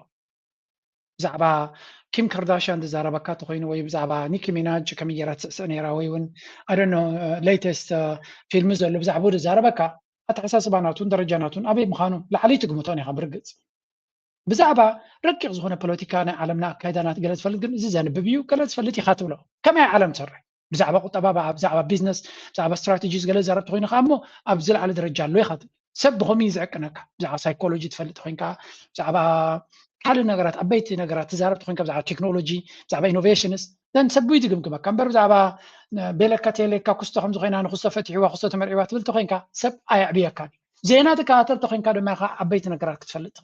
دراماتات كاتل توين كايكون زبيرترا دما عبيت نغرات كفل زدل سلا زغونه زينا زكاتل ذاتس واي دما ناي زبيرترا زينا زغدسم زغونه بريزنت سياس وي ايرترا نمسات بلوس ناي ورك عدل كبو سلا زغوني مسيرترا حقب زبل زرلو زبل دراما بزل على درجه كسر كدفع الله نرلنا تحد شلل كنقلكم هنا اجي كاب دراما خين وزنش دراما كوصلكم سكبزانها ودعالة مرت الفرعون يعني ترديخان ودباتي ودعت غيح أفنت خصوخ ترداك له صارت سديد كي عمد سانو أنا قلنا ودبات أفت مريتي حفيري فلتني يعني بس حفر بوتاتي أول قلنا تلاني يا تزاتي أزال خير ترى السرحة بوتاتي ما أفنت خامتي تحجي زارب ولا زال خير ترى يا مسان حتى في خاوات يا عرفت انتهي حتات كاوت ولد اللي خلاص عند بوتات كان قلني بكل خطة في زنبرك فطوري خاصة ترديك بدي زفت غزاية صحابي زي قال لكم تحكينا مسلو تحكينا شنو من استعد صباح زي دكي من دفعات فوتو دك عندك من الوازي فوتو ولا تفوتهم دازو ودا عاد يحسن زي كونه عاد ودا عاد يحكر من الفراي ودا عاد يحكر بقول لي ودا عاد يحكر فوقاس عاد ريح زعابه سبيكون مثلا لو بعد انا مو من عندي كن عاد ريح عقل لي حبشا وين كن زينا حول من قصات بتعبيت خلنا رئيسي قريب مني سيلا حق سيلاس يس Oh my goodness. يومنا لكم هنا قدم these people are أنا كنت تراش اللي عندي تراش كمان حجي تتعسن الله مغنياتو maybe بيرلو خينا كم شمات تكعب الله خيكون كند من تاي تحت وريدهم كم زلوك تفلت لكم أبتان علتت بهال عدون أبا ود عدري خود عدي ود شغلي خود شغل يكون كان كلوك جمرية تاي مالتي صبت كل سبز قبره طريق ما أمره مجلس ناتيو تبقى فوز وتزربا أمره أنت كم زحسب ناخد قمة يخلك معناته نسب بلسانه بتوصي أبا أمره أنت هلو كت قمة تخلي قال ده متاخد قمته maybe هو تري خاون كت قمة تخلي so بحفش كم زين رياضة لنا إذا أتوم يوم ديمقراطية ده فتح دجن أفريد نابلو they don't even understand that net concept هنا يتردو من الله تصبحنا جرجن أبي بس حتى كنت دايتري والله so صبري وم كندي أدمناتهم وفيهم لون كندي بسنكاتهم ورقاتهم تبلاشوا كن دايما نسيه وتهم زرقرقاتي هو ساتهم سرهم يقصر له جن تدراماناتهم بحجر تجمرت كابت جراي تعوتنا أبي عوت كوينا أبد ما أدلى يهبوا من خالد لازتك بقى خمسة خويناج بس زيت نايز يوم بدأ بعض كاتل زنا برز حلف عمش عم تاخذني يخوتكم متوا بس كن قروني نايز أتوم بدأ كاتل زنا برز last 5 years كثير وين تنحمش عم تراك لكم زغل شاتو ما بيتبار له whatever it is they're surviving زي هذا بزير تراسي وحفص لزرح غلاون تحقوس الله قد حق قطري خلا نغزل نبي إرتراويان كي وصانا أبزارهم مع أنت قالتني إرتراويان أدنيقهم أي تجاوبون دلهم እዚ ትሪኦ ዘለኹም ጽሑፍ ብሙሉ ኣብዛና ሎም ማዓንተ ዓለት ጋዜጣ ዝወፀይ ማለት እዩ ገለገለ ነጥብታት እንታይ ከም ዝበሉ ኣብኡ ክገልጸልኩም ብዛዕባ ሓደ ሓያል ዝኾነ ኮሚኒቲ ከም ዘሎ ክገልጹም ከለዉ ንሱ ድማ ኣብ ዝተፈላለዩ ናይ ቢዝነስ ንጥፈታት ከምኡ ድማ ናይ ስራሕ ዕድላት ኣብ ምፍጣርን ዓቢ ተራ ይፃወቱ ከም ዘለዎ ገሊፆም ኣለዉ ካልእ ኣብ ምትሕውዋስ ናይ ባህሊ ምስ ኢትዮጵያውያን ኮይኖም ሓደ ዓይነት ባህልን እናተኻፈሉ ሓደ ዓይነት ቤተክርስትያናትን ቤተ እምነታትን ከምኡ ድማ ቢዝነስን ካልእ ስራሕትን ይነጥፉ ከም ዘለዉ ከምኡ ድማ ብዙሓት ሰባት ድማ ቋንቋ ሉጓንዳ ይመሃሩ ከም ዘለውን ንዩጋንዳውያን ኣብ ከባቢኦም ዘለዉ ድማ ንኽተሓዋወሱ ብዙሕ ይፅዕሩ ከም ዘለውን ገሊፆም ካልእ ብዛዕባ ኢኮኖሚ ኢምፓክት ክገልጹን ከለዉ ዝኸፍትዎ ዘለዉ ሬስቶራንትታት ከምኡ ድማ ዓበይቲ ቢዝነሳት ብዙሕ ናይ ስራሕ ዕድላት ይፈጥር ከም ዘሎ ዋናታት ገዛውቲ ኣብ ውሽጢ ማኬንዳ ዲቪዥን ዝርከቡ ዘለዉ ድማ ብብዝሒ ስራሕ ዕድላት ይፈጥረሎም ከም ዘለዎ ገሊፆም ማለት እዩ እዚ ድማ ብዓብዩ ነቲ ሎካል ቢዝነስ ዝበሃሉ ነቶም ናይ ደቂ ዓዲ ቢዝነስ ዝሕግዝ ነገራት ምዃኑን ገሊፆም ኣለዉ ገለገለ ዘሎ ፀገማት ኣብዚ ጠቂሶሞ ዘለዉ እሞ ከዓ እቶም ዘይትፈልጡ ሰባት ክትእረሙሉ ዘለኩም ድማ ሓደ ናይ ቋንቋ ፀገማት ከም ዘሎ ኤርትራውያን ኣብ ሓደ ከባቢ ማለት ኣብ ማኬንዳ ዲቪዥን ስለ ዝቕመጡ ቋንቋ ፀገም ኣሎ እንግሊሽ ከምኡ ድማ ሉጓንዳ ክመሃሩ ከም ዘለዎም እዚ ድማ ምስቲ ሆስት ኮሚኒቲ ከተሓዋውሶም ከም ዝኽእል ገሊፆም ማለት እዩ ካልእ መን ምዃኑ መቸም ሓደ ግዜ ስደት ዕምሩ ይሕፀርኒ ኢኻ ትብል በዓል ኡጋንዳ ከም ሃገራት በዓል ፀጋታት ዘለወን እየን ግን ቅድሚኦም ዝነበርና ህዝቢ ኢና ምናልባት ሎሚ ኣብ ዓዶም ስደተኛታት ኮይና ስለ ዝመፃና ትሕቲኦም ኮይኑ ይስምዖም ከሎ ኸሊ ግን ትሕቲኦም ከም ዘይኮና ገለ ካብ ኤርትራውያን ኣብ ኡጋንዳ ዘለዉ ዝሰምዖ ዘለኹ ሰብ ትሕቲ ሰብ ክኾነ ይክእልን ድዩ ብሓፈሻ ግን ህዝቢ ኤርትራ ስደተኛ ኮይኑ ስለ ዝኸደ ንዑ ዝምጥንን ዘይምጥንን እጃጅ ክገብሮ ዝውዕል ዘሎ ይሆፕ ኣምላኽ ነዚ ስደትና ጠጠው ኣቢሉ ኣብ ዓድና ንምዕብለሉን ንውንጨፈሉን ግዜ ክገብረልና ጥራይ ዝምነ ኤርትራውያን ኣብ ኡጋንዳ ብፅቡቅ ብምግላፆም ሓበን ይስምዓኒ ፅቡቅ ነገር ይስምዓኒ ፅቡቅ ነገር ድማ እዩ የግዳስ ኡጋንዳውያን ኣድኒቆምና ኢልና ብዙሕ ሰለብሬት ክንገብር ወይ ካልእ ነገር ስለ ዘለና ማለት ኣይኮነን እቲ ክንኮነ ዝግባአና እንድሕር ኮይና ኩሉ ግዜ ኣብ ቅድሚት ክመፅእ ከም ዝኽእል ኤርትራ ፍሉጥ እዩ ባይ ዘ ወይ ኣብዚ ናይ ኡጋንዳ ካብዞም ኤርትራውያን ኣብ ኡጋንዳ ዘለዉ ዝሰምዖ ዘለኹ ዘረባታት ክንዲ ምንታይ ነቲ ካልቸር ሼፕ ይገብርዎ ከም ዘለዉ ሰብሲ ተሰዲዱ እንድሕር ከይዱ ነቲ ዝሰደደካ ክትመስል ኢኻ ትፍትን ወይ እውን ንስዩ ሞዴል ናትካ ክኸውን ዝኽእል ምናልባት ተሰዲድካስ ናብ ዓዱ እንደመፂኻ ኣለኻ ብግምጣሉ ግን ኤርትራውያን ዳርጋ ንሳቶም እዮም ነቶም ኡጋንዳውያን ትግርኛ ዘልምድዎም ዘለዉ ሰሚዐ ገለገለ ሰብ እጂ ከም ሕማቕ ገይሩ ርየ ሰሚዐ ነው ያ ፑሽ ደም እንድሕር ክኢልካ ቸንጅ ደም ኣሚን ኣብ ዓለም ወይ ክትውሕጥ ኢኻ ወይ ክትዋሓጥ ኢኻ እዲኻኒ ካልቸር ናትካ ወይ ክውሕጥ ወይ ክዋሓጥ እዩ እንተኽኢልካ ክትውሕጥ እዩ ዘለካ ናትካ ነገር ፑሽ ክትገብረሉ ፅቡቕ እዩ እዚ ማለት ግን ናትካ ፑሽ ጌርካ ጥራይ ኢትካ ክትተርፍ ማለት ኣይኮነም ሰብ እኮ ኢንተግሬት ግበር ዝበሃል ንኽጥዕመ እዩ ግዴታ ስለ ዝኾነ ይኮነ ንኽጥዕመ እዩ ባህሎም ኣኽብረሎም ዓዶም ኣኽብረሎም ግን ንሳቶም ዝያዳ ነቲ ናትካ ክመሃርዎ ዘልዩ ኮይኖም እንተኮይኖም ኣስግረሎም ናትካ ኢንፍሉወንስ ከተሰፍሕ ምኽኣል ልቦና እዩ you don't have to learn everything about them sometimes teach them yours ኣብዚ ኤውሮጳ ከምኡ ክንገብር ዘይንኽእል እቲ ሕብረተሰብ ናትካ ክመሃር ዘሊ ስለ ዘይኮነ እዩ ተዲኻኒ እምበር ምስ ማዕበልካ እኮ ናትካ ክመሃር ደሊ ልዕልዩ ምዃንካ ንኣብነሲ ይገርመኩም እዚኣ ኢማራት ኪዱ ኤውሮጳውያን ጉንብሕብሕ እዮም ዝብሉ ከምቶም ዓረብ ክኾኑ እንታገኘ ደስ ስለምንታይ ሃብታማን ስለ ዝኾኑ ሰብ ተደምሎ ዘመስልሙ ኣለዎ ኸይዶም ጀለቢያ ዝኽደኑ መሊኦም እዮም እንታይ ማለት እዩ ፅልዋ ናትካ ክትገብረሉ ትኽእል ዕድል እንታለካ ድዌት ቢ ፕራውድ ኦፍ ኢት የግዳስ ነቲ ናትካ ፅልዋ ክትሕልፍ ክትብል ነብስኻን ሕብረተሰብካ ናብ ሽግር ኣይትእትዎ ፅልዋ ማለትካ ብሓይሊ ይኮነ ብቁጠባ እዩ ብትምህርቲ እዩ ብደረጃ ዘለካ እናብራ እዩ ስለዚ ነቲ ሃገር ቁጠባ እናፈጠርካ ፅቡቅ ነገራት እናፈጠርካ ሕጊ ናይቲ ሃገር እናኽበርካ ግን ፅልዋ ናትካ ዝያዳ ክትፀሉ ትኽእል ተኮንካ ፅቡቅ እዩ ስለዚ ኡጋንዳ ዘለኹም ኬንያ ዘለኹም ኣብ ጁባ ዘለኹም ኣብ ብፍላይ ደቡብ ሱዳን ፀልዮማ እዮም ኤርትራውያን እዮም ዝበሃሉ ኣገና ፅለዉ ናትና ፅልዋ ናብ ካልእ ከስፋሕፍሕ ፅቡቅ እዩ ኣሜሪካ ወደ እሱ እንታይ ዝገብሩ ዘሎ ብሆሊውድን ገለን ገይሮም ናትካ ኢንፍሉወንስ ናብ ካልእ ዓለም ምስጋር ብጣዕሚ ፅቡቅ እዩ ዘሕፍር ወይ ዘሰክፍ ኣይኮነን እንድሕር ክኢልካ ፅልዋ ናትካ ናብ ካልእ ምስዳድ ኣገዳሲ እዩ ጥራይ ነብስኻ ናብቲ ዓዲ ሓደጋ ይትፍጠር ወይ እውን ሽግር ኣይትፍጠር ዳ እምበር ብናትካ ኢንተሌክቹዋሊቲ ብናትካ ካልቸር ብናትካ ኢኮኖሚ ብናትካ ካይዳ ፋሽን ስታይል ኩሉ ነገር ክፀልዎም ትኽኢልካ ድዊት ወረግ ወስኹሉ እየ ዝብለኩም ኣገናዕ ድማ ነቶም ከምኡ ትገብሩ ዘለኹም ንኤርትራ ብፅቡቅ ኣብ ቅድሚት ከም ትርቋሕ ትገብሩ ኩልኹም ኣገናዕ ፅቡቅ ገበርኩም ንብለኩም ናይ ሎም ሓሳብ ዝኾኑ ዲና ላይክ እናገበርኩም ቀፅሉ ምዝያ ጥዕምቲ ደርፊ ገትፈኩም እየ ታንክ ዩ ቨሪ ማች ፊያሜታ ገለ ፊዮሪና ሓደ ጓል ኣስመራ ከበሳሊ